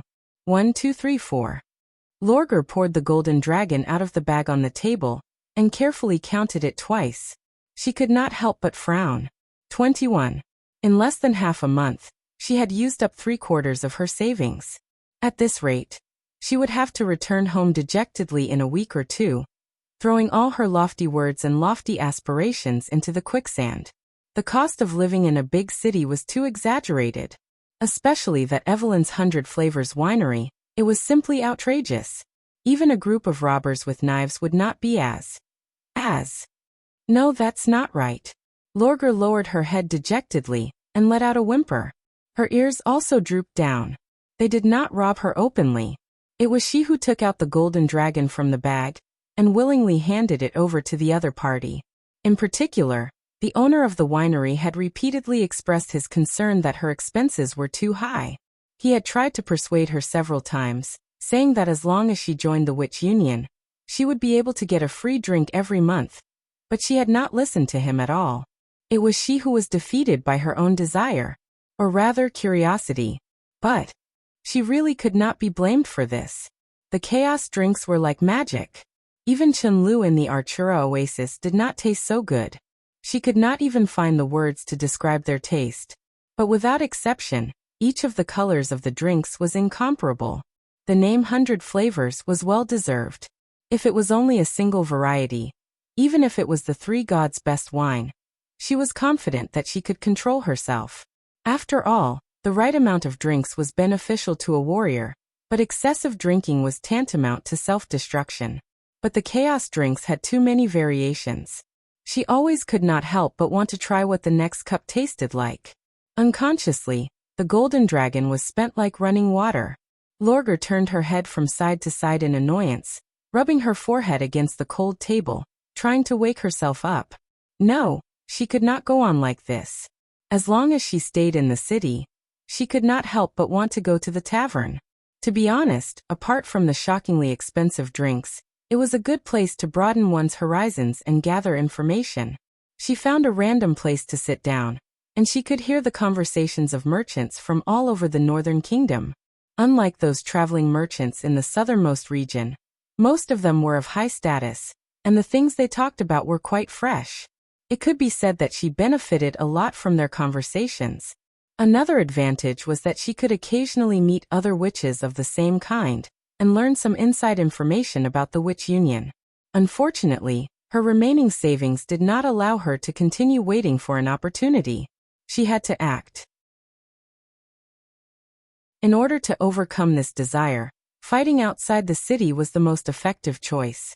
The temporary departure from Neverwinter could make her stay away from the variegated wine house, and the battle could make her forget everything. The wolf girl closed her eyes. She could not help but think of the long sand road. That's right, this was definitely a challenge given to her by the 3 gods. Thinking of this, she felt a lot more refreshed. Patting her cheeks, Lorgar put the golden dragon into her bag and turned over to pack up. She did not spend all of her time in the variegated wine house. First, through Ash's help, she visited her savior, Miss Nana Pine, and learned an important piece of news. There were 3 witches in Neverwinter with healing abilities, namely Nana, Lily, and Leaf. They were not owned by the Great Chief alone. Instead, they opened a medical center, and the local residents only needed to pay a fee to receive treatment, which was much cheaper than chaos drinks. In other words, even if she did not work for the Great Chief, she could still get a stable treatment, which was more ideal than she had initially expected. In addition, although Miss Nana's healing ability was the strongest, it could only take effect in person, while Lily and Leaf's abilities could be given to objects. For example, the special golden sore medicine, which had the ability to quickly stop bleeding, was made by Miss Leaf, although Lorgar did not know what the small bottle of gray powder in her hand had to do with the golden dragon. The potion made by Lily was called Purification Potion, which looked no different from ordinary well water, but had the effect of blocking the erosion of diseases, which was in line with the word purification. When the wound was exposed, the disease was often more likely to kill the warrior than blood loss and pain. Therefore, she naturally understood the value of this kind of medicine. If it were not for the shelf life, she would definitely buy all the potions she saw. These 2 kinds of medicine could be bought in the medical center, and the price was not high relative to its function. It was undoubtedly the best guarantee for warriors to challenge higher peaks. As long as it was used properly, she was full of confidence to defeat strong enemies. Secondly, Princess Lorgar of the Wild Flame clan found that the adventure skills she had mastered in the north were not useful. There was no rat organization in Neverwinter, as the traveling merchants had mentioned, and the residents seemed to know nothing about demons. She asked dozens of people, and all the answers were, "I don't know," which also attracted some black-clothed men to follow her. Now, her understanding of demons was still limited to what Ashes had revealed to her, and a conversation she overheard in the Byway Wine House. There was an abandoned city in the desert to the north of Neverwinter, and the demons seemed to have appeared there. According to her past experience, she should not easily attack when there was such a lack of information. But now she urgently needed to get rid of the temptation of the chaos drinks, and at the same time, prove herself to the Great Chief, so she had to adapt to the situation. Since it was a challenge, it must be full of dangers and setbacks. She was fully prepared in her heart. Out of the border of Neverwinter, Lorgar found an uninhabited dense forest, took off her clothes, transformed into a giant wolf, and then flew all the way north with her luggage in her mouth. She did not know the specific location of the abandoned city, nor did she know whether she could encounter demons, but desert wolves had extremely sharp hearing and smell. For her, the wild was not much more dangerous than human settlements. In the past, in the southernmost region, she used this ability to find well-hidden opponents again and again, and then destroy them. She believed it would be the same this time. Feeling the melted snow and mud under her feet, Lorgar even had a vague feeling that the 3 gods would guide her to meet the real enemy. However, before she could run far, she suddenly heard a whistling sound in the air rapidly approaching. Something was swooping down on her. This kind of air-tearing warning was quite familiar. In the holy duel on the burning platform, the 4-winged eagle launched a surprise attack in this way. She might not have been able to dodge such a swift attack before, but now she had enough experience to deal with everything. An excellent Sand Nation warrior would never be hit by the same attack twice. Lorgar exerted strength on one leg, and suddenly rolled to one side. At the same time, she turned her body 90 degrees, so that she could see the direction of the attacker. Then she inserted her thick and powerful hind legs into the mud. Her muscles were already stretched to the maximum, and her sharp claws stretched out of her flesh pads. As long as the enemy's attack missed, it would lead to a fatal counterattack. A giant beast with the momentum of thunder hit the place where she was originally standing, splashing a large amount of snow and water. Its broad wings were even more amazing than the 4-winged eagle's, and the ground seemed to tremble with the impact. At the same time, there was a cry of surprise, as if he was surprised that his attack had missed.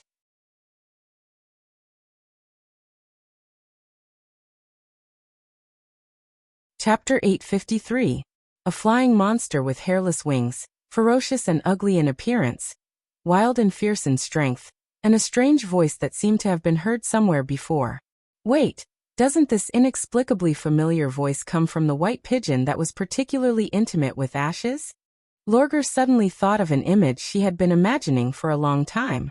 Could this be the real Maggie? Maggie, she shouted subconsciously. The wolf can actually speak. The giant beast let out a strange cry and took a few steps back, which made the wolf girl freeze in place. For a moment, she did not know whether she should pounce on it or not. Although she did not know why the other party launched a sneak attack, it was also a good opportunity for a competition. But when she saw the giant beast's panic-stricken face, she began to wonder who was the one being attacked. It's a witch, stupid. Suddenly, another voice came from above, crisp with a hint of childishness. Who are you? Why do you know us? Lorgar looked up and could not help but squint slightly. It turned out that there was another person floating in the air, whose position overlapped with the sun. The dazzling sunlight bloomed around her, and she could only vaguely see her flying short blonde hair and the silver weapon in her hand. Although this guy looked quite young, he was unexpectedly rich in combat experience. The skill of turning his back to the sun to dazzle the opponent was not something an ordinary person could master. Since there was no intention of a competition, Lorgar also stopped. Although she liked challenges, she was not the kind of rude person who would pester the other party regardless of whether they were willing or not. Moreover, Ashes had warned her that Maggie's enemies will eventually be in big trouble. It was better to avoid trouble on the road of practicing alone. She put down the bag in her mouth and changed back to human form. I'm Lorgar Burnflame from the desert. I came here with Ashes and Andrea. On the way here, she mentioned. Well, Maggie. I remember. The giant beast's body also rapidly shrank, and in the blink of an eye, she became a tiny little thing only up to her waist, and her snow-white hair almost reached the ground. I saw this person when I went to pick up Ashes. Coo. She didn't mention me. The little girl cried discontentedly. Your name is? Lightning, the greatest explorer in the western region. No, the greatest explorer in the whole Grey Castle. She said and then dived down and landed in front of the wolf girl. Remember? Coo. Why did you take off your clothes? Maggie curiously looked at her chest, and then touched her own. Is this also a conjuration? Coo. Lightning withdrew her hand from Maggie's head. It's just a difference in ability. You don't need to stare at her. Lorgar put on her coat. Then why did you attack me? I thought you were a mutated snow wolf. She put away her confident expression and said a little embarrassedly, cleaning up the demonic beasts that are still wandering in the barbarian land, bringing fresh prey for the castle, and monitoring the entire northwest. These are all our jobs. There's also bird nests, beehives, and roasted game. Coo. That's not a job. Lightning quickly interrupted. Anyway, almost no one comes to this area, and the months of demons just passed, so. I see. Lorgar nodded and accepted the explanation. She had heard more than once that the border of the Northern Kingdom would become dangerous during the months of demons. After the battle with the four-winged eagle, she had also learned a lot of information about hybrid demonic beasts from Ashes. If she was patrolling in the air, it would not be strange for the huge desert wolf to be a wolf-shaped demonic beast.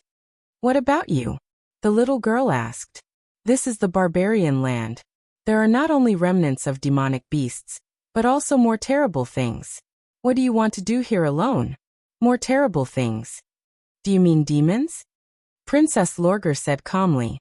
If so, it proves that I'm in the right place. Do you know about demons, Coo?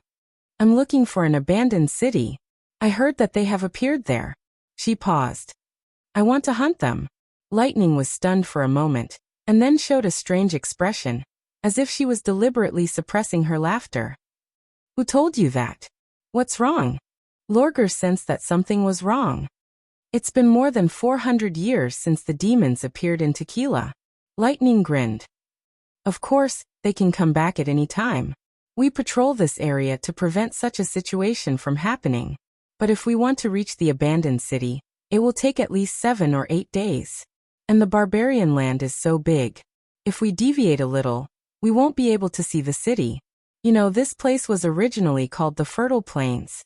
It's bigger than the whole of Grey Castle. No, it's bigger than the 4 kingdoms combined. Is that so? The wolf girl could not help but frown. She was not worried about the long journey. In the past, when she practiced her skills, she could stay in the wild for a month or 2. It did not matter if there were no demons for the time being. She had always been patient when hunting, and living in the wild. She did not have to worry about spending all her golden dragon unknowingly. However, if this place was really as big as she said, it would be troublesome not to find the target. But the courage and adventurous spirit you showed is commendable, Lightning said with her hands on her hips. You set foot on the road of exploration with only a few words.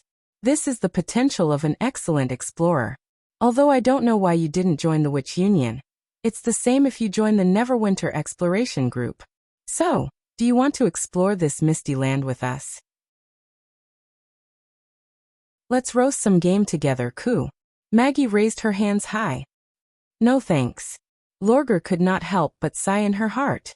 At this time, she found that some things were not as she had expected. For example, Maggie was indeed very strong after transforming, at least as strong as a 4-winged eagle, but her mind was completely different from that of a warrior. She came here to climb to the top, not to play with a child. Forget it. I'll take my time to explore this plane. Maybe this is also a challenge arranged by the 3 gods. Wait. Just as the wolf girl was about to set off again, Lightning's words stopped her. If you join the Neverwinter Exploration Group, I can take you to the Tequila Ruins. You've been there? Lorgar's ears pricked up.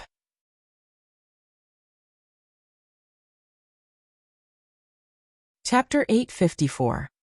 As night fell, the shadow from the direction of the impassable mountain range gradually shrouded them like a growing ridge. Eventually, it merged with the sky and completely engulfed the brown and green land. It was the first time for Lorgar to see such a scene. When flying in the sky, even a giant like Maggie could only cast a small shadow on the mountains, rivers, and fields. When the shadow behind them nibbled at them, it seemed slow, but there was nowhere for them to escape. No matter how fast they flew, it was useless. She had a deeper understanding of the vastness of the barbarian land. Lightning approached them and whistled. Let's land. We're here. Ow. The giant beast began to fall, and the wolf girl on its back suddenly felt herself floating. The feeling of falling made her a little flustered, and her hands involuntarily grasped the fur. Before long, the 3 of them landed on a small hill. This is the secret base of the exploration group. Lightning waved her hand. Follow me. The little girl suddenly disappeared after going around a huge tree stump. Lin Sanjiu followed and found that the tree stump was actually hollow. There was a small door on the side facing the steep slope, and there were piles of firewood and simple stone chairs inside. Even if we fly to Tequila, it'll still take us 2 days. Let's spend the night here and set off tomorrow morning. Lightning opened the window opposite the door and let the wind flow. The rotten smell in the trunk immediately dissipated a lot. Now it's time to barbecue. Have a taste of my cooking. Did you build this place? Lorgar looked around curiously. In the end, she had accepted the invitation and joined the so-called Neverwinter Exploration Group. After all, in addition to the little girl's promise to take her to the abandoned city, the information about the demons just happened to scratch her itch. The more she knew about the enemy, the more advantageous it would be for her in future battles. She had no choice but to set off without detailed information. Now that she had a reliable source of information, she had to make a little sacrifice. I'll just take it as accompanying the 2 little fellows for a while. It can't be considered as building. I just found a naturally created residence. Lightning quickly set up a bonfire and lit up the interior of the stump. Worms had eaten through it, and the upper half had collapsed in the wind and rain. The branches and leaves just happened to fill the trunk, forming a natural roof. As for the window and the door, they were chiseled by Maggie. There are many places like this in the barbarian wasteland. As long as you are careful enough, explorers will never lack a place to shelter them from the wind and rain. Unexpectedly, she felt that the other party's answer was reliable. Under the flickering light of the fire, Lorger noticed that there were bolts nailed to the back of the simple doors and windows to effectively prevent uninvited guests from breaking in. Above the bonfire, there was a smoke vent that could be opened and closed. Obviously, it could also be used to escape in an emergency. The firewood was placed on higher ground to avoid being soaked by water. There were also 2 drainage ditches dug on the ground that led to the outside. So although there was a rotten smell, it did not feel wet. There were many similar details, and it didn't seem like something an underage child would be able to grasp. For a moment, she was a little confused about the details of the exploration group. Maggie hummed a tuneless coo song while taking out jerky from her backpack and roasting it over the bonfire. Lightning took out a variety of seasoning jars from her waist and sprinkled them evenly on the surface of the jerky. The two cooperated very well. Obviously, it was not the first time they had done this. Soon, a tempting aroma spread through the trunk. "Eat it." Lightning handed her a skewer of roasted meat. Lorger took the roasted meat, hesitated for a moment, and then slowly put it into her mouth. A rich and delicious taste suddenly gushed out. First, the warm grease stuck to her mouth, then the saltiness brought by the spices, and finally the thin shredded meat that was crispy on the outside and tender on the inside. It was hard to imagine that this was a delicacy that could be enjoyed in the wild. Even the best banquets in Iron Sand City did not taste as good as this. She could not help but shake her tail and exhale a lingering fragrance from her throat. Good, delicious. Of course this is not ordinary jerky, Koo, Maggie said proudly. It was originally a giant lake frog in the Great Snow Mountain Ice Spring. It took me a lot of effort to catch it. Its leg is as big as Lightning's, so I had to pickle it and eat it slowly. The wolf girl was stunned. Lake frog? What's that? Can it really be eaten? Don't worry. The little girl seemed to have read her mind. Explorers exist to explore the unknown, and novel food is also one of them. Lorger pursed her lips, but in the end, she still could not bear to put down the half-piece of jerky. She closed her eyes and swallowed it. After savoring the aftertaste between her lips and teeth, she looked at Lightning and asked, "Are there only 2 of you in the Neverwinter exploration group?" "Now there are 3 of us," Lightning corrected. "What about the other members of the Witch Union? Why do you want to invite me to join?"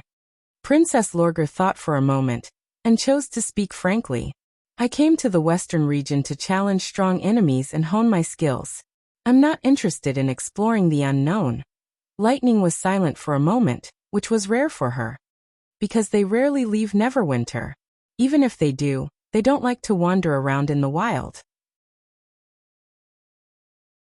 They have more important things to do than exploring, such as staying in the factory to produce those machines. My father once said that a person can't complete a real adventure alone. If you want to become a great explorer, you have to form your own team. And you're the only witch I've met in the barbarian land. This girl is serious. Lorger suddenly realized that the exploration group was not just an excuse she made up on the spur of the moment. She really wanted to do it. However, judging from her slightly lonely tone, she guessed that not many people would take her word seriously. They would just treat it as a joke from a little girl, just as Lorger had thought. For a moment, she saw a trace of herself in the wolf girl. Before she defeated all the challenges and became a real warrior, few people could understand her passion and dedication to fighting. Even in Iron Sand City, female warriors were still a very small part of the population. Thinking of this, the wolf girl could not help but sigh softly.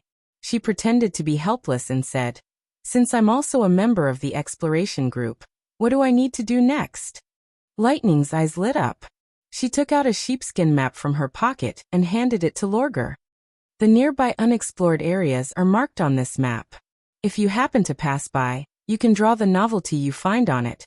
Bird's nest, beehive, wolf's cave, anything will do. But you can't sneak around alone. This is the first rule of the exploration group. You have to wait for us to come back before eating together. Maggie interrupted. Lorger unfolded the map and saw all kinds of strange patterns drawn on it. There were also a lot of annotations on the side. For example, where the eagle's nest was written, there were 2 chicken legs and 4 eggs. Lorger did not know whether to laugh or cry. "Why do I feel like I've been cheated? Ahem. Okay, I see." She put away the map. But what do you mean by waiting for you to come back? Are you going to leave Neverwinter?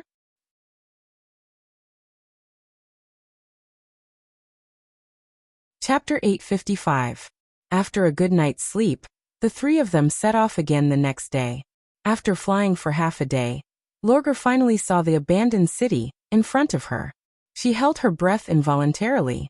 This city is too big. Looking from the sky, the land under their feet was a vast expanse of green, with grayish-brown walls and broken walls among the green fields. According to Lightning, the city had been abandoned 400 years ago, but even now, the outline of its incomplete walls could still be seen. Based on the size of the ruins, this city was larger than 5 or 6 iron sand cities put together, and could accommodate more than 100,000 people. Even if it was now a pile of broken ruins, she could still feel the original grandeur of the city. Based on the ratio of 1 to 10, the population of the surrounding towns and villages that supported the city, did it mean that this wilderness used to have nearly 1 million people?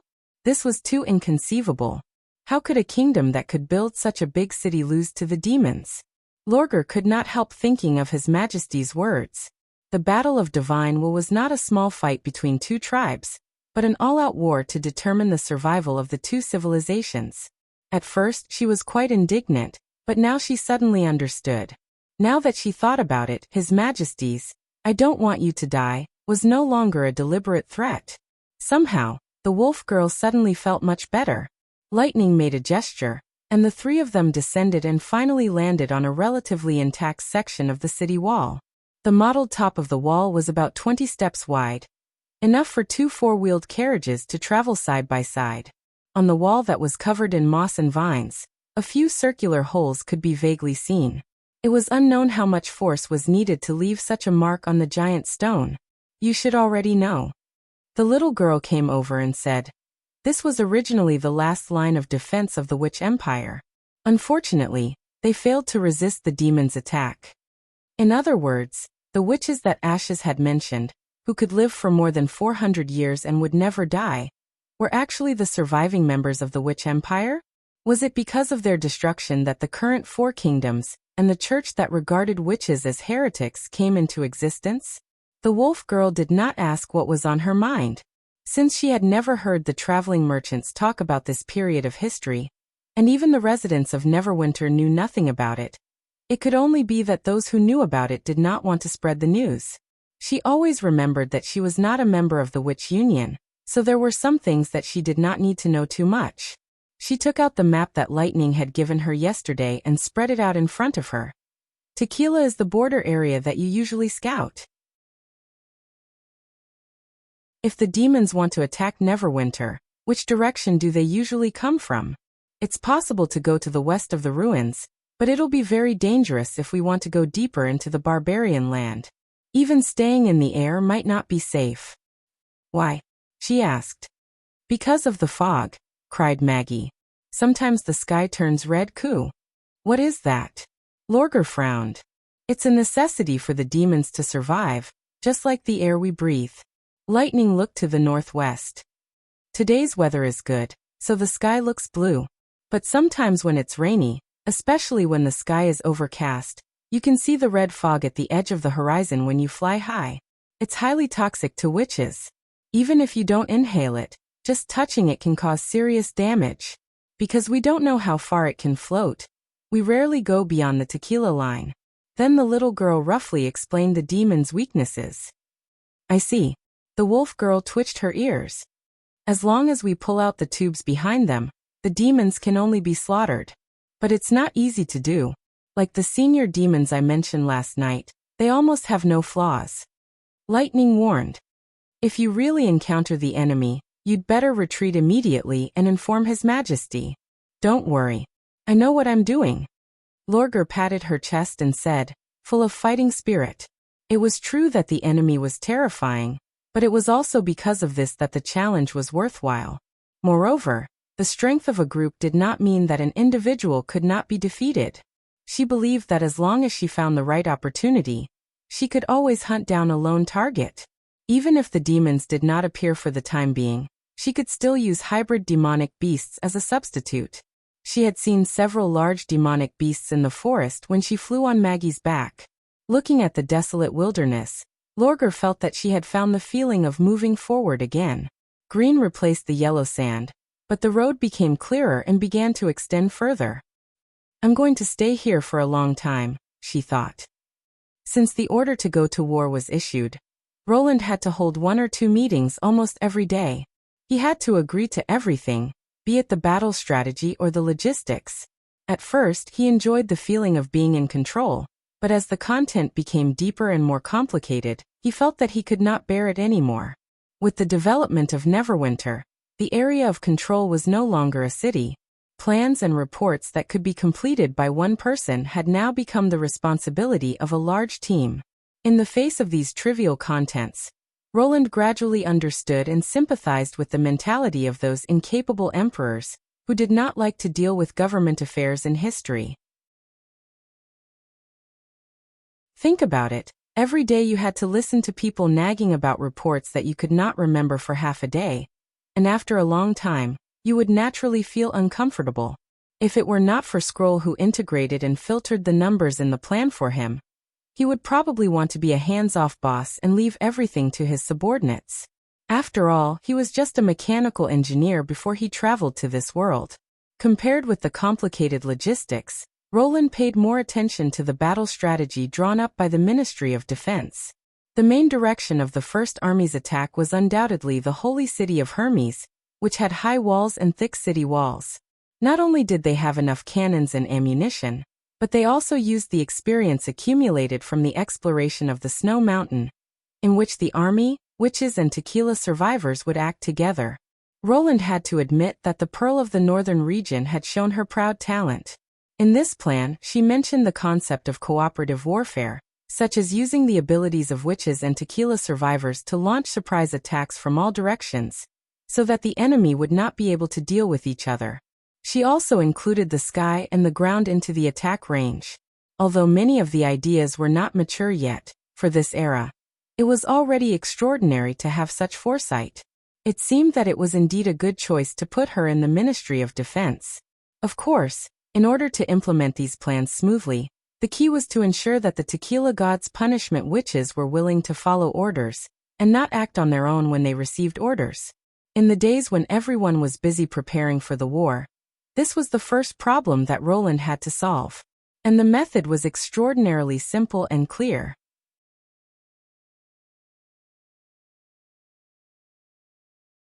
Chapter 856. Roland was already familiar with the process of entering the dream world. As long as he thought about the unique things in the dream world before closing his eyes, he would be able to trigger the beam of light that went straight to the sky. After that, he would wake up naturally and welcome the morning of another world. However, there was a small accident this time. He did not wake up naturally. Instead, he was awakened by a series of phone rings. Fortunately, this kind of sleep was not real sleep, so he did not feel sleepy. Roland turned over and got up. He picked up his cell phone from the bedside table and found that it was Garcia calling. "Hey, do you know what time it is? It's 6:30. "It's not too early," Garcia interrupted. "And how do I know whether your relatives will suddenly visit?" Roland could not help but twitch the corner of his mouth. It seemed that Garcia still remembered that he stood her up last time. What's up? Haven't you always wanted to know what the erosion is about? The association has set a time for the new members to visit. It will be this afternoon. After breakfast, you can come to 0827. Didn't you say afternoon? You're not the only new member. It will take time to meet with people from other districts. Garcia raised her voice. Why? Are you going out with your relatives today? And more than one. Of course, he knew that if he answered like this, Garcia would definitely block the door. Besides, he was really curious about the erosion that Garcia mentioned. Okay, but I slept a little late last night, so, I might smell a little bit. Let me take a shower first. She fell silent. Even through the phone, Roland could feel the disdain coming from the other side of the phone. Finally, Garcia said, "Please hurry up," and hung up the phone. Now he had to hurry up. Roland put on his clothes and walked into the living room. Zero was busy in the kitchen. She was wholeheartedly frying eggs and waving the spatula in her hand. Her movements could almost make people forget that she was just a junior high school student. "Good morning," he greeted her. "I'm going out for a while. I'll be back soon." Zero showed a suspicious expression. "Uncle, are you going to do morning exercises?" "Sort of," he said casually. "By the way, there's a staff meeting in the afternoon. I might come back a little late. You don't have to wait for me to have lunch with you." "I know," said the little girl, pouting. Outside the tube-shaped apartment, the neighborhood was already bustling with activity. White steam was rising from the rice noodle shops along the street, and the breakfast stalls were sizzling with the sound of deep-fried dough sticks being put into the pot. Even though it was already late autumn and people were wearing thicker clothes, there were still many elderly morning joggers around the building. They wore short-sleeved shirts and sports pants, and they walked briskly to the sound of the radio and the hawkers. Their movements were not much slower than those of young men. Roland turned into an alley not far from the tube-shaped apartment and stopped in front of a shop that hadn't opened yet. The rental notice on the shop front was quite eye-catching, but in front of the word rent, there was a big word taken. He took out the key and opened the side door. When he walked into the room, more than 20 witches who were standing inside knelt down on one knee and saluted in unison. "Your Majesty." For a moment, he felt like he was back in Neverwinter. Although they were separated by only a wall, it felt like a lifetime had passed. "Welcome to the dream world," Roland said with a nod. "Do you mean we have a special task today?" On the second floor of the shop, Phyllis, Faldi Ling, and Tongan gathered around Roland and listened to him carefully. As the first batch of pioneers to enter the dream world, they had a certain understanding of this world, so they had become the guides for the other tequila survivors. Whether it was eating, drinking, or hunting fallen evils, they could take care of and guide the others, which greatly relieved Roland of a lot of burden. This shop was the new foothold that he had rented with the help of a middleman. Compared with the previous warehouse, this place was much more spacious and less suspicious. Roland repeated the notice from the Martialist Association.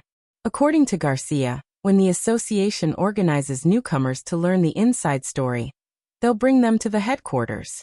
The specific location of this place has always been unknown to outsiders, so I want to take this opportunity to find the base where they hide the force of nature. I need your help to do that. Let my bug follow you. Faldi summoned the magic bug nest and picked up a beetle to pinch on her fingertip. That way, I'll know your location at all times. After getting his consent, the witch placed the beetle on his collar. The beetle quickly crawled into his long hair and hid itself. Roland could only vaguely feel that there was something extra on the back of his neck. "Phyllis and Ling will follow me." Roland suppressed his discomfort and turned to look at the other two witches. "Do you remember how to take a taxi?" Phyllis nodded and said, "Wave your hand and tell the driver to keep an eye on the one in front and pay him when we arrive. Don't talk when you're driving. Keep silent no matter what the driver asks." Ling patted her chest and added, "Don't worry, Your Majesty. We remember it very well." "That's good," Roland said approvingly. "When the car stops, Ling, see if you can sneak in. Although there's no god stone of retaliation in this world, I don't know if the Martialist Association has any other means to interfere with the operation of magic power. If you can't do it, don't force yourself. Your most important task is to hide yourself, understand?" "Yes, Your Majesty," the three witches said in unison. Then, "Your Majesty, what about me?" Donnan pointed at herself expectantly. "You stay here and take care of the Tequila Sisters." Roland took out 10 $100 bills from his wallet and handed them to Donnan. "This is for the takeout, including breakfast, lunch, and dinner. Postpone the entertainment scheduled for tomorrow." "Hey, but I'm also good at sneaking in," Donnan said reluctantly. "It's exactly because you're good at sneaking in that I need you to stay here. If anything happens, you're the only one who can evacuate without attracting attention." Roland patted her shoulder and said, "Of course, if you've settled everyone down, I'll take you to the cinema next time." "I got it."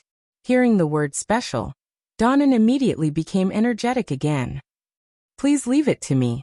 He had asked the four witches to call for takeout before, And the Tequila Witch's outstanding ability to learn quickly helped them master this skill. As long as one of them stayed here, there should not be any big mistakes.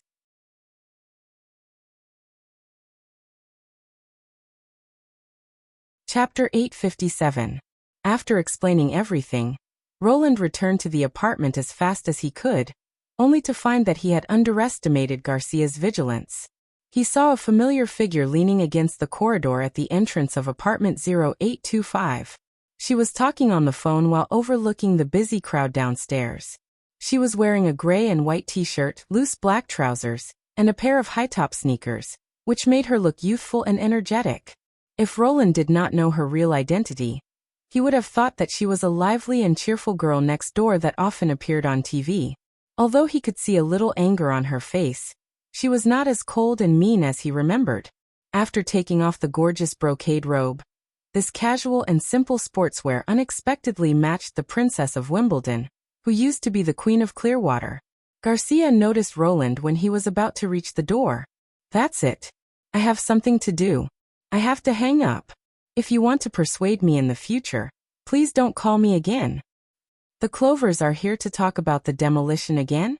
Roland asked, pretending that nothing had happened. "It's none of your business." She put away the phone and looked suspicious. "Where have you been? Didn't you say you wanted to take a shower? Do you know how to get rid of the smell? One is to wash it, and the other is to cover it up with another smell," he said calmly. "The girl who lives in my house needs to go to school, and needs to use the bathroom. I can't fight with her, can I? So I thought I might as well run a few laps and sweat a little. No wonder martialists always look clean." "Well, that's not important. What's important is that I didn't sneak away. I'm standing right in front of you, isn't that right?" "That's not important." Garcia stared at him for a while and then said, "I don't want to interfere with your private life, but it's not good for you to indulge yourself too much. Besides, there's also the problem of education." "What?" Roland was surprised. "Those girls," Garcia frowned. "The ones who left your house. Can't you do it outside? Do you have to bring them home? I thought you forgot that there's an underage girl living in the house." Roland almost choked on his words. In order to hide it from Zero, he deliberately let the Tequila Witches disconnect their consciousness and enter the dream world after the little fellow went to school. As for whether other people saw it or not, it did not matter. However, when it came out of Garcia's mouth, the meaning was completely different. It's true that some martialists will become less restrained after becoming famous. Money and fame always make people lose themselves, but don't forget that we're fighting for this world. We must always maintain a high fighting spirit and never slack off. Indulging in desire will only make your skills dull. Ahem, I understand. Roland saw that she was about to start a moral education, so he quickly interrupted her. "We can talk about this later. Can you let me change first? Don't delay the departure time." Garcia shut her mouth unhappily and glared at him. "Go ahead." After a while, Roland deliberately put on his newly purchased suit and walked out of the door under Zero's surprised gaze. Before leaving, he did not forget to put the fried eggs made by the little girl into a fresh-keeping bag, ready to enjoy them on the way. "You're..." Garcia, who was guarding the door, blinked. "It's my first time going to the headquarters, so it's better to be formal." Roland shrugged and said, "This counts as entering the system. It's a bit disrespectful if I'm too casual. What do you think?" Whatever." She shook her head. "But I didn't expect you to actually look good dressed like this." "Of course you get what you pay for," Roland thought to himself. This custom-made suit had cost him a lot of robbery fees. After all, clothes make the man. As long as he was not hopelessly ugly, he would instantly look good after dressing up and putting on a set of well-ironed clothes. Moreover, this body was well-proportioned.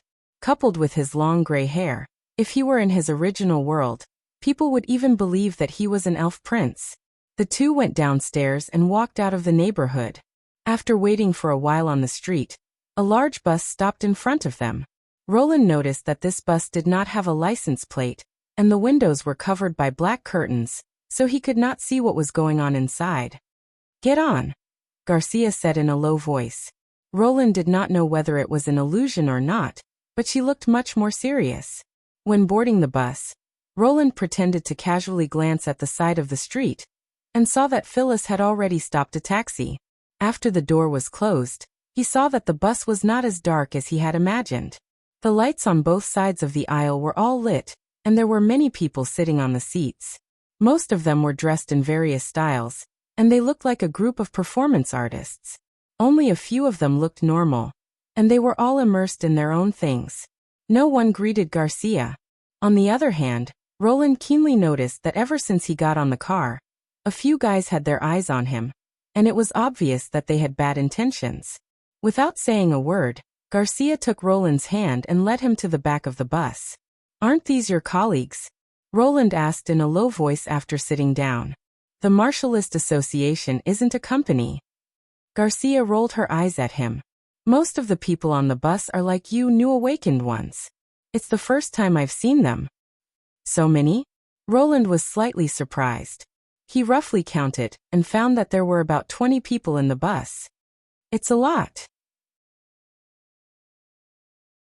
"The last time I went to the association, there were only 5 or 6 people. But it's not strange," Garcia replied. "Although ordinary people know nothing about the changes in the world, the awakened with the force of nature can always sense something strange. Do you remember what I said before? Not all the awakened will be on our side. There are no fewer awakened ones than the association's martialists. Now that the erosion has intensified and more fallen evils have appeared, they are in a more and more dangerous situation. In the future, more and more people will join the association. So most of the people on the bus are wild martialists or rogue cultivators. That's a good description." Garcia raised the corner of her mouth. "I guess it's very likely, but you can tell me in private, but don't say it in front of them. The reason why these people don't want to join the association is that they don't want to be restrained. If an ordinary person has the wrong mentality, it's easy for them to become arrogant and think that they are extraordinary. This not only hinders their progress, but also makes them very temperamental." "I've already felt that," Roland said casually. "There was such a conflict in the past. A wild martialist who joined the association killed several members of the association during a hunting mission, which caused a very bad influence. In the end, the defender appeared and eliminated them. So if they do anything provocative, just pretend that you didn't see it. This kind of behavior will be severely punished by the association. Can wild awakened ones be so strong? These people are often attacked by fallen evils, so they are much more experienced in combat and have better judgment than new awakened ones. But as long as you practice hard and don't indulge in your desires, you'll grow much faster than them. After all, they're too busy with mundane affairs." At this point, Garcia sighed. "The force of nature is a means of self-protection given by God, not a tool to plunder others. If we can't stop the erosion, the whole world may cease to exist. Many people enjoy the pleasure brought by power, but they forget their responsibilities." This sentence sounds somewhat familiar. Roland thought for a moment. Maybe more than 800 years ago, those witches who were aware of the dangers of the demons established the union with the same mentality. After an unknown period of time, it suddenly became quiet outside the window. The friction between the wheels and the ground became deep and monotonous, as if they were driving alone in an empty tunnel. After another half an hour, the bus finally stopped. Just when Roland thought they had arrived at their destination, the bus trembled slightly, and then he felt a clear sense of weightlessness.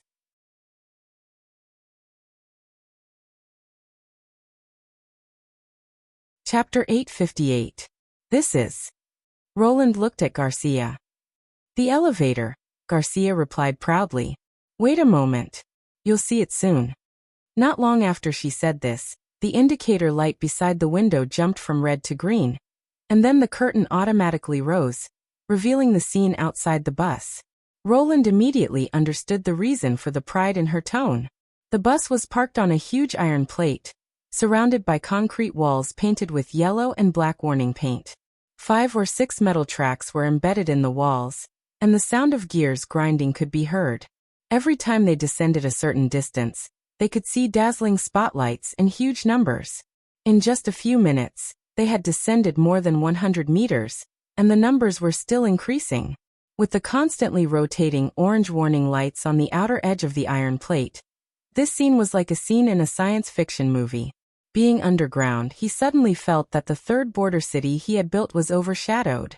Compared to this magnificent way of entry, the underground city, which still relied on hemp ropes and steam engines to transport people, was almost no different from the urban-rural fringe.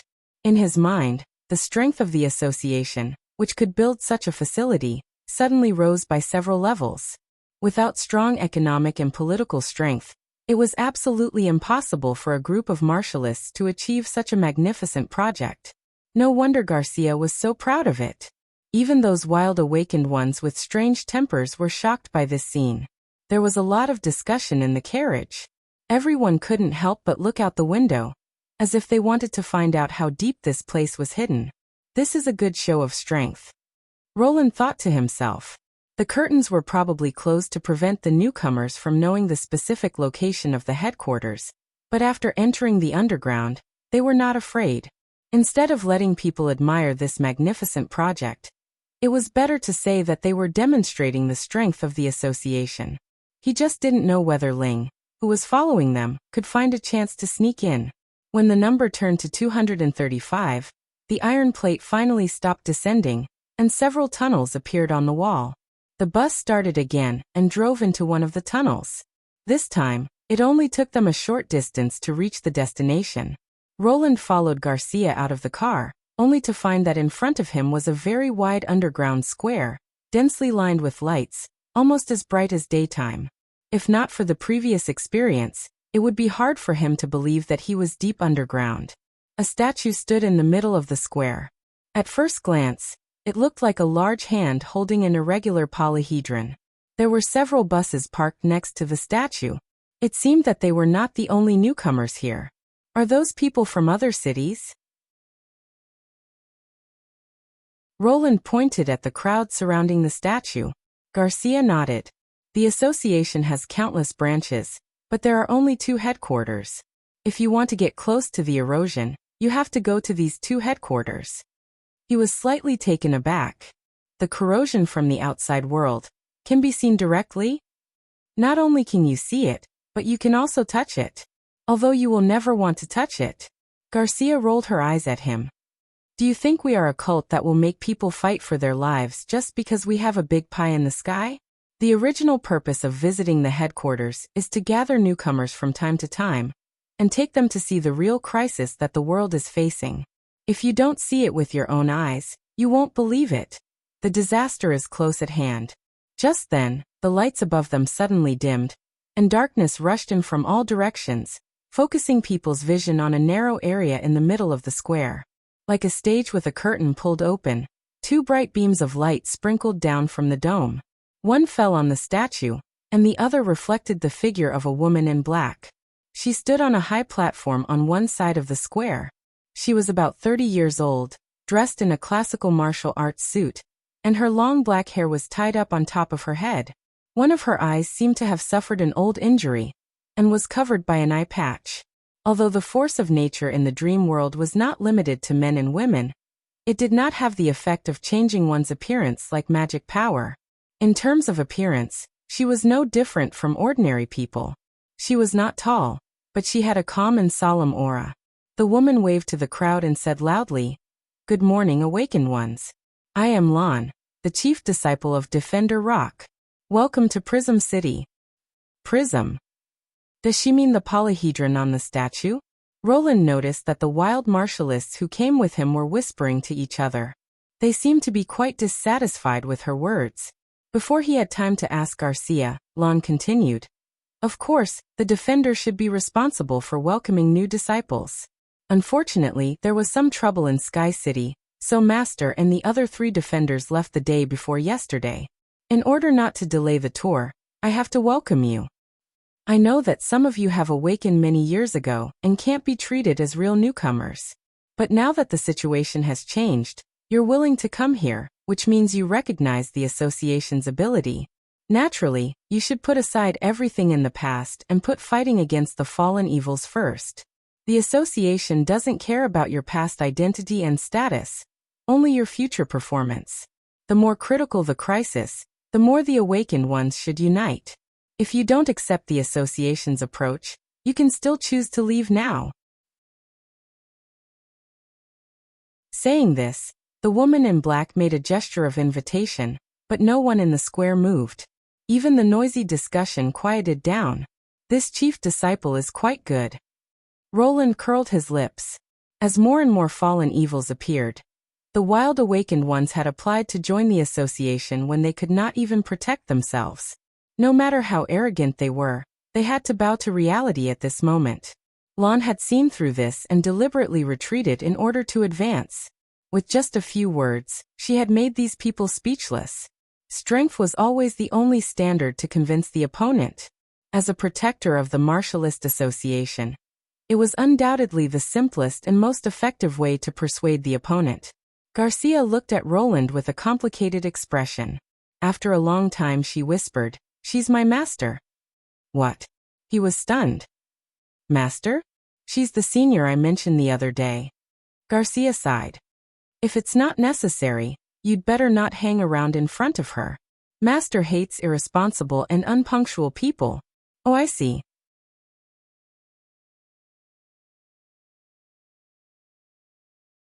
Chapter 859. Hearing the last sentence, Roland could not help but tremble. Why would there be a battle of divine will in the dream world? He glanced at Garcia, but her expression did not change.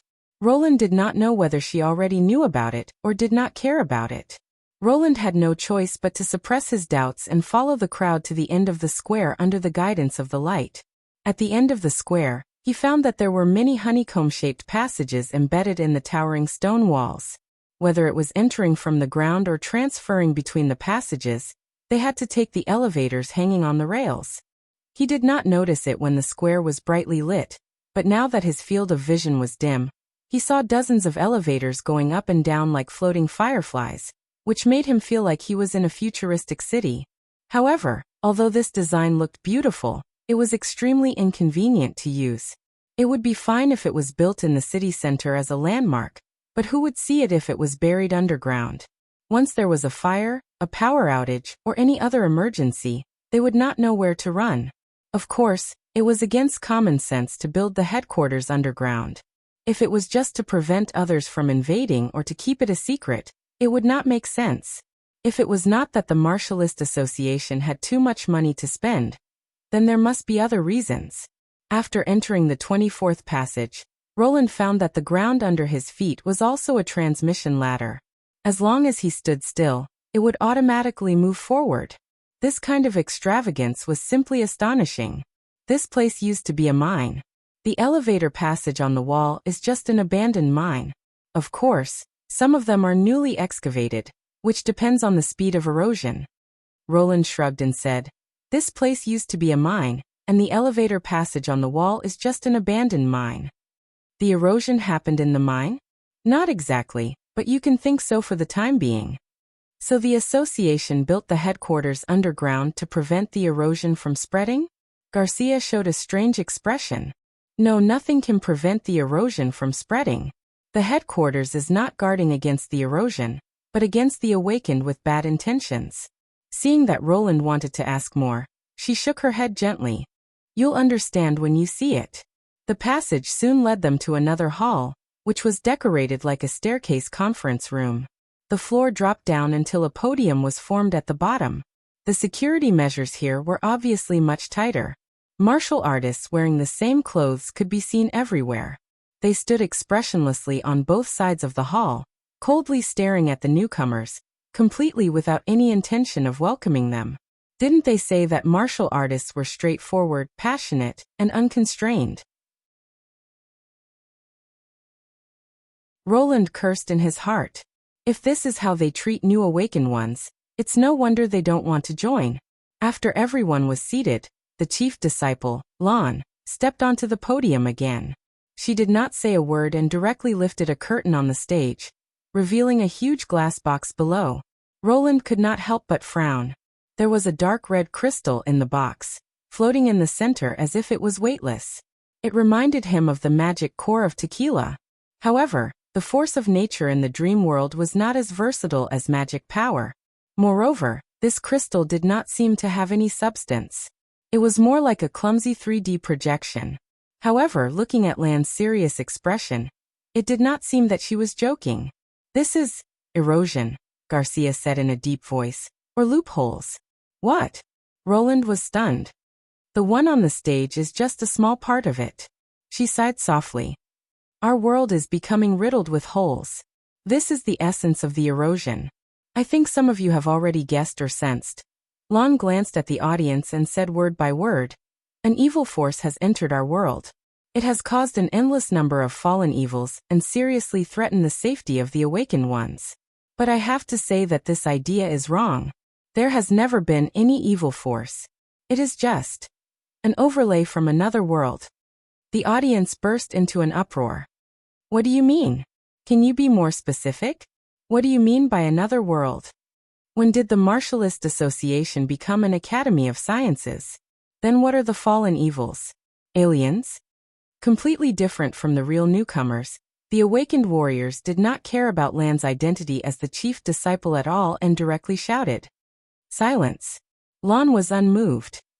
If you have anything to say, wait until the next show. As she said this, the glass box slowly rose up and exposed the crystal. Then 3 hanging rods hung down from the top of the podium, each with a camera hanging on top. At the same time, the wall behind Lan also lit up. It turned out to be a huge screen with 3 different angles from 3 cameras. Roland soon noticed a phenomenon that made his blood freeze. No matter which direction the camera shot from, the irregular crystal always showed the same appearance. How is this possible? Shouldn't it be a perfect sphere that can do this? Things with edges and corners represented discontinuous changes.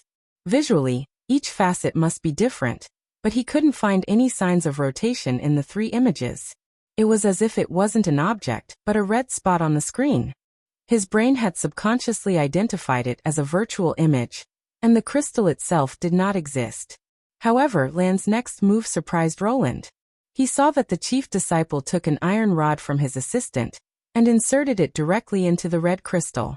The rod did not penetrate the virtual image as he expected, but disappeared directly in front of everyone. Through the screen, he could see that the 3 cameras faithfully restored the original appearance of the iron rod. The grinding marks on it were clearly visible, and the angle was completely correct. However, the red spot remained the same, as if 3 iron rods had pierced into the same place from different angles. When Lan pulled it back, the stick in her hand was surprisingly missing a section. The hall suddenly became quiet. In the face of such a strange phenomenon, everyone fell into silence, as if an invisible hand had covered their mouths. After a while, someone stood up and said, "Can I go on stage and have a look?" "Go ahead." Lan nodded. The man walked up to the podium and stared at the red crystal for a long time. Suddenly, he groaned and reached out to grab it. His skin glowed with a pale silver light, which was obviously the use of the force of nature. Warriors who could do this could not be underestimated. Roland had heard from Garcia that the release of the force of nature was similar to that of the fallen evils to some extent, and ordinary weapons could not hurt them. To practice this kind of skill, one either had extraordinary talent or had experienced many years of life and death battles, and was far stronger than ordinary martialists. This was probably the reason why they were so arrogant. Lan stood with her hands behind her back, showing no intention of stopping him. Then there was a shrill scream. The man did not grab anything at all. His hand passed through the crystal without any hindrance, but the part that touched the crystal disappeared without a trace, just like the iron rod. He raised his hand, and there was only half a bloody palm left on his wrist. Everyone sucked in a breath of cold air in unison. Now Roland finally understood what Garcia meant when she said, "You absolutely don't want to touch it, because any contact would only turn into nothingness." When the wounded were taken away by the martialists for treatment, several more people stood up one after another, hoping to go on stage and have a look. Lan also agreed, but this group of people was much more careful when observing. In the end, the chief disciple simply arranged for everyone to take turns to go on stage, and see this incredible scene at close range. Roland was no exception. When it was his turn to go on stage, he pretended to walk around the crystal twice as if nothing had happened, but his heart was in turmoil. The red ripples surging inside the crystal were so familiar. In the divine realm, he had also seen a similar scene.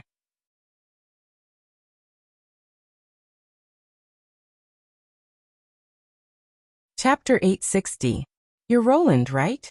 As Roland stared at the erosion in deep thought, Lon suddenly spoke. Yes, it's me. Roland recovered from his heavy thoughts, and Garcia's words suddenly flashed in his mind. Wait, is she looking for trouble with me for standing her up? I've heard Garcia mention you several times. She didn't look at Roland, so Roland couldn't see her expression. She said that you're one of the few independent awakened who hasn't been affected by desires, which is very rare for ordinary people. She's very happy that you're willing to join the association. Oh, really? Roland braced himself and replied. The independent she mentioned should be the same as Wild, but he remembered that the night he agreed to join, Garcia asked him to fill out the application with almost no expression on her face. How could she be happy? Although I hate people who are not punctual, this is a common problem for most people. After all, you can't feel the passage of time, and you can't hear it ticking. So for some special people, it's not an intolerable shortcoming. Inexplicably, Roland felt that when the chief disciple said these words, there was a hint of emotion. But there's one thing you need to know. Even though there aren't many special people, there are still quite a few of them. If you don't cherish your own uniqueness and make full use of it, you'll be eliminated sooner or later. Was this a warning to him to serve the association wholeheartedly, and not to stir up trouble like the other wild awakened ones? Roland frowned in his heart. He really did not like this kind of preaching warning. He might not have minded it before, but after becoming the king of Greycastle, his state of mind had changed. You can leave now. Lon turned around and said unhurriedly, listen carefully to what I'm going to say next. It may help you. Next. Roland curled his lips and did not take this short conversation seriously. Now a huge cloud of confusion was shrouding him. As for whether the Martialist Association could defeat the erosion and save the world, he did not care at all. After returning to his seat, he was still frowning. What on earth was God thinking? According to the research data of the underground civilization, the Bloody Moon was the key to transforming magic power and the foundation of the dream world. In a sense, it was equivalent to the mastermind behind the scenes. Even if it wanted to swallow the dream world, it did not have to show its original appearance, did it? The witches could see the real body of the Bloody Moon because it was the real world, but this place was a fictitious territory based on his and Zero's memories. Didn't this mean that the person with the tube at the back of the brain could see the circuit signals running behind the world? Or could it be that his previous speculations were all wrong, and there was a deviation in his understanding of the information, causing him to guess in the wrong direction? Well, do you believe me now? Garcia glanced at him. That's definitely not something that can exist in reality. I never suspected you. Roland shook his head and temporarily suppressed the distracting thoughts in his heart. But your master isn't as scary as you say. What's wrong with master? She was slightly stunned. She told me a lot of things about being a special person and having high hopes for the association, Roland joked casually. By the way, she also said that you were very happy that I agreed to join the association. Is that true? I didn't see it at all. Speaking of this, he deliberately looked at the former princess of Ravenna to see what kind of expression she would show. Would she deny it or cover it up in a hurry? Whatever it was, it should be very interesting. But he never expected that she would look at him with a "you're really a fool" look. What are you talking about? Garcia rolled her eyes. When you were on the platform, Master didn't say anything at all. Do you think I'm blind? Roland could not help but be stunned. This distance may be a little far for ordinary people, but I'm a martialist. I can clearly see how many hairs you have on the platform. Do you want to lie to me? You're too young, she said disdainfully. Didn't say anything? Just when he was about to ask a few more questions, Lon had already closed the glass box and clapped her hands to focus everyone's attention on the podium. This time, the discussion in the hall was much quieter. Our world is not flat, but on a membrane. Some people can understand this, and some people can't, but it doesn't matter, as long as you listen to me. She turned around and let the screen behind her show what she was saying. This membrane has a curvature. Generally speaking, it appears to be an arc. In some places, this change will be more obvious. If there is another world beyond this one, then there is a possibility that the two worlds will meet at one point, and this intersection is called the erosion. Of course, this is just a speculation, but it is the only speculation that can explain the strange phenomenon we are seeing. Ever since the erosion was discovered, the various countries have never stopped studying it. Unfortunately, the world over there has a completely different rule, and any method of detection is declared ineffective. Even the matter here can't maintain stability after crossing the border. As you can see, that iron rod is the proof. What does this have to do with the fallen evils? Someone asked. Of course it does. The power they obtain comes from another membrane. This is also the reason why the fallen evils are not afraid of the mortal force. The overlapping membrane temporarily connects the two worlds. I don't know what effect this will have on the other world, but for us the rule still works. The energy spreads from a higher place to a lower place, creating a series of incredible phenomena. Lon raised her voice. To be exact, not only the fallen evils, but every awakened person is related to this energy. What did you say? My power only belongs to me. It has nothing to do with the bullshit membrane. Does the Martialist Association think that there is no difference between us and the fallen evils?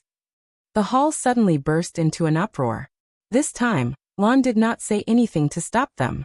She waited until everyone became quiet before she continued. Of course there is a difference. We can control it, but the fallen evils can't. But we have to admit that in a sense, we are very similar to the fallen evils, especially when it comes to resisting the mortal force. I don't know if you've ever considered this question. Since you can control the force of nature freely and become immune to any harm, why didn't the Martialists dominate the whole world? People murmured. Because the erosion won't last forever, Lon said bluntly. As the curvature changes, the overlapping membranes will gradually separate until the next reunion. This cycle can be long or short. If it's short, it can be separated at dawn, and if it's long, it can be counted as hundreds of millions of years. The erosion we encountered was about 2,000 years ago, and the overlapping time was less than 100 years ago. Once it is severed, the force of nature will disappear without a trace. So, even if there are awakened ones who become unparalleled overlords and unify the world, the gap of more than 2,000 years is enough for the empire he created to vanish. It's thousands of years. Even the common history can't be described clearly. How do you know what happened in the past? Although there were still people who raised doubts, their attitude was much more restrained. I don't know. The chief disciple said frankly. It's just a hypothesis. 2,000 years ago, there was no scientific observation and recording method. If we want to verify it, we can only wait until 2,000 years later. But don't forget, history is always full of amazing coincidences. As long as we compare the biographies and history books of various regions, we will find that many heroes and legends were born in that period. Further back, it was the era of the emergence of myths. Most of the myths are related to doomsday and salvation. Can we think that it was the erosion that caused all of this? There was a brief silence. After a while, someone asked, even if those heroes were awakened by the force of nature, what does it have to do with us? According to you, even if we don't do anything, the erosion will end by itself. So what's the point of fighting against the erosion?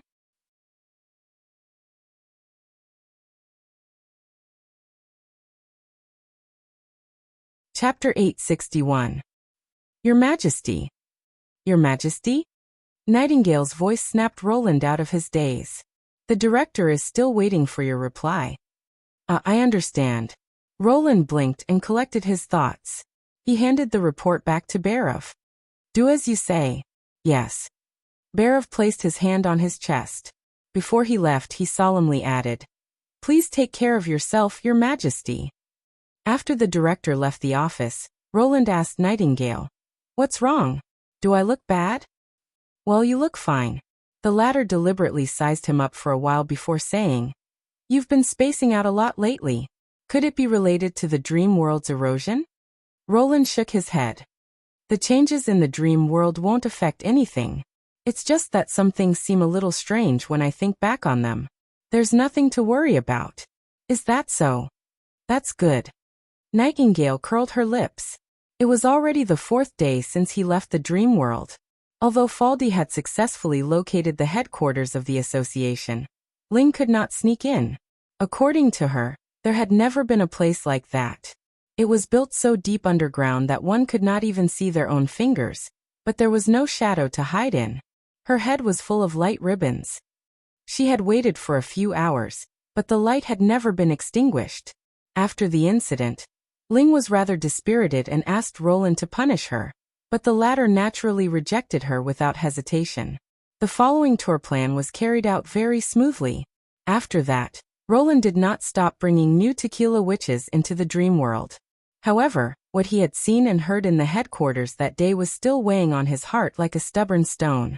The entire incident, from top to bottom, revealed an indescribable strangeness. First, there was the conclusion about the membrane world. He had always thought that the dream world was a modern society filled with the force of nature in order to integrate his and Jieluo's memories, and to maintain internal self-consistency. In other words, no matter how many incredible phenomena there were, they were all rules set for the sake of self-consistency.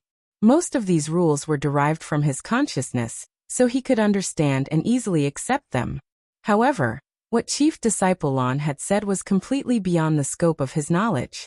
The only thing Roland knew was that the membrane theory was developed from the superstring theory. That was all. These two theories were particularly mysterious, and he had never read them in depth. Unlike quantum mechanics, he had at least read 1 or 2 popular science books. In the dream world, they were supposed to be invisible and hidden, just like those books that only had a cover and were completely blank when opened. However, whether it was Land's explanation or the derivation formulas and proofs displayed on the screen in the hall, they all seemed plausible. It was the first time he had seen something he could not understand in a dream. It felt like a high school student dreaming of the pinnacle of physics, the grand unified theory. It was absurd and unbelievable. This even caused him to feel that the current dreamscape was completely different from the world he'd first entered. It was as if something was growing wildly in a place he couldn't see. Another strange thing was the chief disciple herself. After Garcia's reminder, Roland realized that martialists had better eyesight, hearing, and reflexes than ordinary people. If Lon spoke to him on the stage, not only the guards around him, but also the newcomers in the first 2 rows of the hall should have been able to hear them. However, the fact was that no one looked at the 2 of them at that time.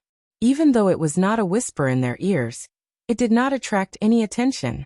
At that time, he did not pay much attention to it, but later he remembered that a newcomer who was taken care of by the chief disciple alone would definitely attract attention. What the other party said puzzled him as well. Listen carefully to what I'm going to say. It may be helpful to you. How would talking about the origin of the erosion and the relationship between martialists and fallen evils help him?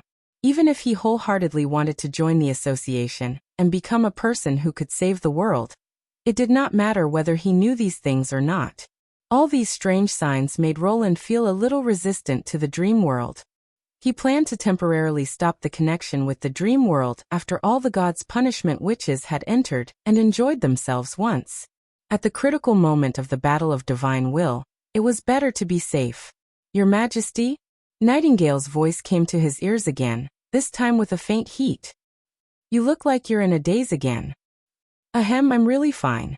Roland shook his head and put aside the distracting thoughts. I just have a little more things to think about recently, so I'm a little tired. But why do I feel that your words are a little insincere?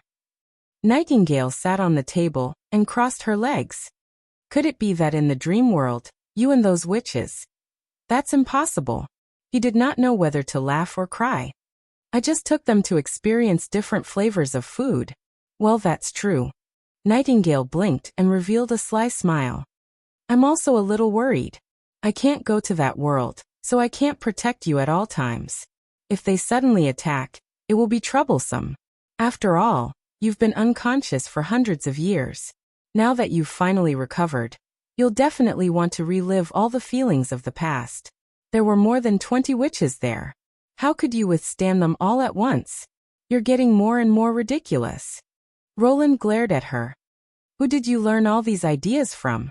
Can't you put your energy into studying? Nightingale covered her mouth. I just mentioned it casually. If I had your ability, it would definitely loudly remind me that you're lying. Roland snorted. You wanted to ask this question from the beginning, didn't you? Okay, I admit it. But it's not just me. Nightingale stuck out her tongue and disappeared. I was asked to ask this question by someone. Asked by someone. Before Roland could ask who asked him to ask, there was a knock on the office door. He had to take back his words for the time being. Come in. The door opened, and a tall man quickly walked in. He then neatly closed his legs and raised his hand to salute Roland. Your Majesty, Iron Axe reporting to you. It took about 4 or 5 days to travel from the port of Clearwater to Neverwinter, and it was quite exhausting to travel all the way by ship. However, there was not a trace of fatigue on this alien officer's face. His eyes were still full of vigor and high fighting spirit. Very good. Roland nodded gratifyingly. You should already know the battle plan of Neverwinter, right? I heard from Brian, Iron Axe replied. The first army will be divided into 2 groups. They will recover Grey Castle from the east and the west, and finally cross the border to attack the City of Glow in the Kingdom of Dawn. But there's one thing I don't understand. You asked Brian to take over my task and stay in the port of Clearwater to protect Miss Echo. Then who will be in charge of the Eastern Front? It seemed that he had already taken the main direction of the attack on his shoulders even before the task was assigned. Roland could not help but smile. Brian still lacks experience. It's not a problem for him to guard a place, but it's easy for him to lead an army alone. So you'll be in charge of the Eastern Front. Iron Axe was slightly stunned. Then the offensive on the Western Front.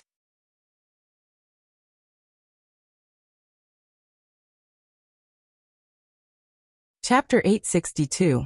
When the last statistical form was handed to Barov, the director heaved a sigh of relief and waved his hand at his subordinates. You may leave. Yes. The latter bowed respectfully and closed the office door when he left. Only the old director was left in the room. He opened the drawer and took out more than 10 forms. He spread them on the table and stacked the latest one on top of them. In this way, all the supplies His Majesty needed for the war were ready. Barov gently stroked the papers as if he was caressing the tender and smooth skin of a young girl. The rows of numbers on them looked like complicated passwords to ordinary people, but to him, they were a beautiful movement. In just a week and a half, Neverwinter had completed a large-scale logistical mobilization. Whether it was food or Golden Dragon, it was more than any previous expedition. Through the plans and statistical forms, he could see ships of wheat sailing along the inland river toward the northern region. He could also hear the pleasant sound of the sprinkled Golden Dragon colliding with each other. He was intoxicated by this feeling and could not extricate himself. If he had to give a name to this movement, power would undoubtedly be the most suitable. And now this power was lying in his hands, allowing him to play with it. After 3 years of accumulation, the strength accumulated by Neverwinter had reached an incredible level, not only in terms of the army but also in other aspects. When he was the assistant of the finance minister in the Old King's City, he had a certain understanding of the financial situation of various places in Grey Castle. Because of this, he understood how amazing Roland Wimbledon's achievements were. The resources that flowed into Neverwinter now were probably on par with those of the other cities in Grey Castle combined. It was a pity that no one could share this joy with him. Barov took off his monocle and glanced at the empty table opposite him. The Pearl of the Northern region was probably the only person in the entire city hall who could understand these numbers and experience joy from them. Sometimes he often felt that she was the same kind of person as he was. But this regret disappeared in the blink of an eye. Compared to monopolizing power, there was nothing he could not give up. He stood up and walked to the window. He took out a strange coin from his pocket and spread it flat on his palm. Under the light of the late spring sun, The mountain engraved on the surface of the coin sparkled. This was the emblem of the Witch Cooperation Association that he had found in the Western Forest 3 years ago. He had secretly kept it, originally thinking that when the church attacked the western region, it would be used as evidence that the Lord had colluded with witches in exchange for his own safety. But now, this emblem had become his lucky charm. His Majesty, who protects the witches, is evil? Of course not. The evil ones were those who were defeated by His Majesty. They had no power, but they held high positions. This was the greatest crime. Even the devils of the wildlands were not as hateful as them. Fortunately, this situation would not last for long. Although His Majesty's final decision to attack the Kingdom of Dawn would delay the arrival of the moment he had been looking forward to, he had already waited for more than 20 years. What was the harm in waiting for another year? Grey Castle should be managed by someone more competent. When His Majesty unified the kingdom and ascended to the throne, he would also climb to the peak of power. Bearov stroked his beard and could not help but laugh. That's all for today's test. Have you packed your luggage? Agatha asked while sorting out the experimental materials. Tomorrow is the day of departure. Don't forget anything. I don't have extra clothes, nor do I need to carry anything. Isabella shook her head and replied calmly. Life in Neverwinter was simpler than she had imagined. Except for repeatedly using the God Stone to let the Ice Witch observe and record, she could spend the rest of her time as long as she did not leave the Foreign Affairs building. There was neither harassment nor humiliation. The relationship between witches and pure witches was completely different. Sometimes she even felt that Agatha's attitude towards her was almost the same as that towards other witches. By the way, she added, about last time. Thank you for telling me. You mean the news from the church? Agatha shrugged. If it were me, I would also want to go back and have a look, whether it's to say goodbye or to end things. But let's not talk about that for now. You can't go on the road like this. It's my fault. I didn't notice that you've been wearing the same clothes. She put down the notebook and walked to Isabella with a frown. She touched her sleeves and said, It's all white here, and you're wearing winter clothes. When the weather gets hot, do you plan to suffocate inside? That's nothing. Isabella wanted to say that she had undergone harsher training, but after thinking about it, she swallowed the second half of her words. This expedition is not a matter of 1 or 2 months. Let's not talk about whether you can wash your clothes every day on the road. Even your companions can't stand it. Agatha said decisively. Since we still have time, I'll take you to the convenience market and pick some clothes that fit you. She was slightly stunned by the words companions. After a moment of silence, she said, But I don't have money. She was a person who atoned for her sins, so she naturally did not get a monthly salary like the members of the Witch Union. As long as I have money, Agatha said indifferently. Just take it as a loan. But I have to wait for 5 years. Compared to the hundreds of years that Tequila has to wait, 5 years is a very short time, isn't it? The Ice Witch interrupted. I'm afraid that the Battle of Divine will not end so easily. You can't always be like this, unless you want it to be so. She reached out her hand. So what are you hesitating about? Isabella did not answer. She suddenly felt that the sunset shining through the window was a little dazzling. In the golden afterglow, Agatha's figure gradually disappeared, leaving only the hand that was reaching out. She lowered her head and held the other's palm. At that moment, the sunlight seemed to connect with her. Is it really okay for me to go with you? Anna asked while lying in Roland's arms, blinking her blue eyes. He had been busy with the gods' punishment witches for a while, and had not enjoyed such a private moment for a long time. Because of this, even after a long time had passed, the two were still whispering to each other, as if they wanted to make up for what they had not said before. We've been preparing for so long. It doesn't matter if we take a break. Roland stroked her smooth back and said, Besides, this expedition isn't just for fighting. Publicity is also very important. For example, we need to be familiar with everyone. It won't be good if we don't have an outstanding woman by our side when we attend banquets. Anna responded softly and lowered her head in embarrassment. Under the bright moonlight, Roland saw a faint blush on her cheeks. With her intelligence, she obviously understood the meaning of these words. Appearing as the king's female companion on a formal occasion was in itself a statement. I once said that one day, all the subjects of Grey Castle will know your name, even if you're a witch, he said seriously. Anna did not ask questions such as, will it be bad to do so? Or what if everyone objects? Instead, after a moment of silence, she replied in the same serious tone. Even if I'm a witch, I still want to be with you, no matter what happens in the future. Roland raised the corner of his mouth. This answer was indeed her usual style. Well, then it's a deal. The next day, the docks of Neverwinter were crowded with people. The cement boats carrying the First Army and war supplies formed a column and slowly left the Redwater River. At the forefront of the fleet was the Roland. At the top of this flagship, the flag of the royal family of Grey Castle with a high tower and a long spear fluttered in the wind, attracting everyone's attention. Everyone in Neverwinter knew that when their lord returned again, he would become the only king of this land.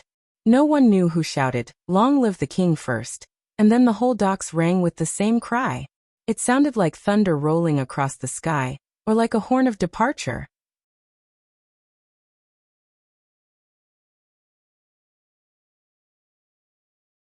Chapter 863. On the 10th day of the expedition, on the Redwater River, Roland stood on the bow of the shallow water gunboat and looked at the sparkling river in front of him, feeling quite heroic. Behind him was a huge fleet. Although a part of it had turned around and sailed to the eastern region 3 days ago, the remaining 10 paddle steamers were still a rare sight on the river. Behind him was a huge fleet. Although a part of it had turned around and sailed to the eastern region 3 days ago, the remaining 10 paddle steamers were still a rare sight on the river. After entering the central area of Grey Castle, there were obviously fewer ships, which meant that the trade center of the kingdom was moving to the western region. However, the influence of the major cities in the central region was still there. Compared with the many single-masted boats in the western region, most of the sailboats running here were much more exquisite and beautiful. Along the way, all the merchant ships they encountered along the way moved aside to avoid them. The bold sailors would lie on the side of the ship and point at the flagships made of steel in amazement. And the captains and merchants who recognized the meaning of the flag of the high tower and long spear would put their hands on their chests and bow their heads to salute this fleet. Roland was very satisfied with the wealth he had accumulated in 3 years, but he was even more gratified by the young officials trained by the city hall. They did not have a century-old lineage, nor did they have a rich family background. They just received a short-term universal education and learned to read and write. In the past, they would at most do some clerical chores for the nobles, but in Neverwinter, they gradually became the backbone of various departments. Because of the lack of a backer, the new generation of officials wholeheartedly supported Roland. Except for him, no one else would use civilians without regard for their status.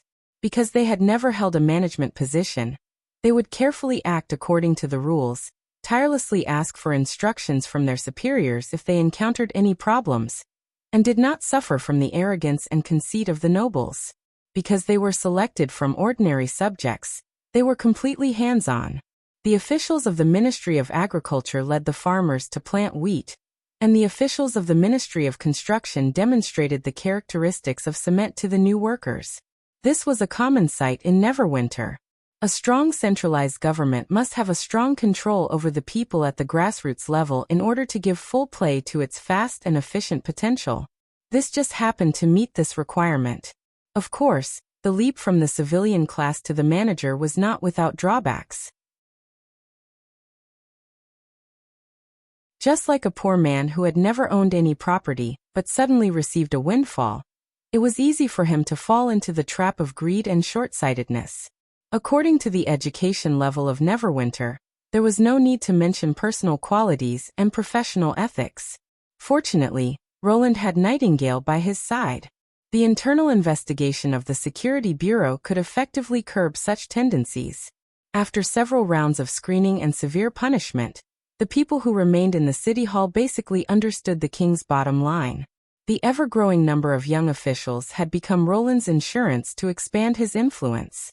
It could even be said that his plan to reclaim the kingdom was based on the number of available officials. Now he finally had the foundation to unify the entire country. Inform the general staff to come to the upper observation room for a meeting. Roland turned around and said to Nightingale.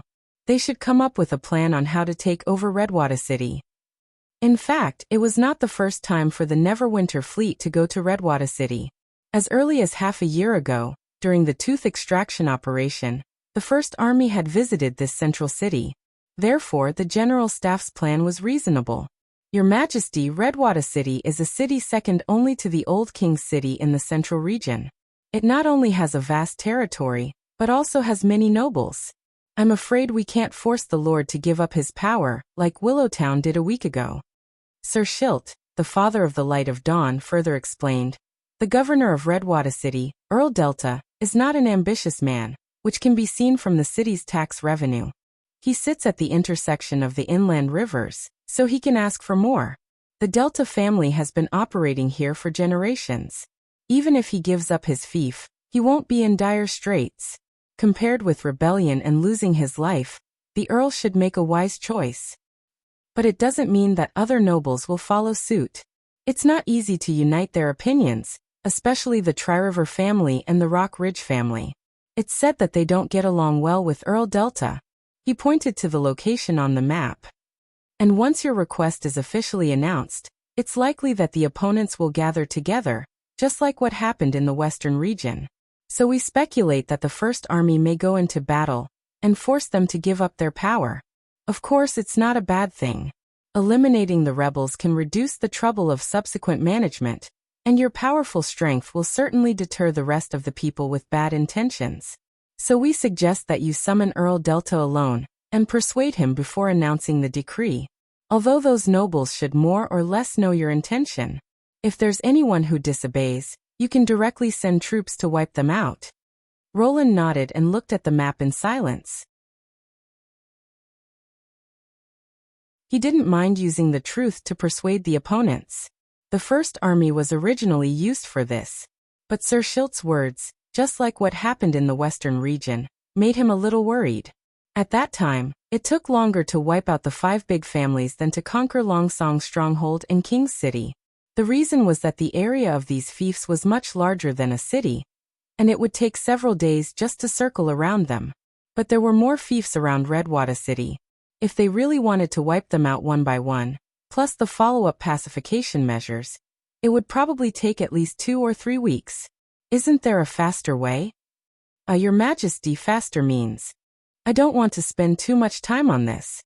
There are still several cities to go. If we do this to all of them, when we arrive at Coldwind Ridge, half of the summer will have passed. This. Sir and the others were speechless for a while.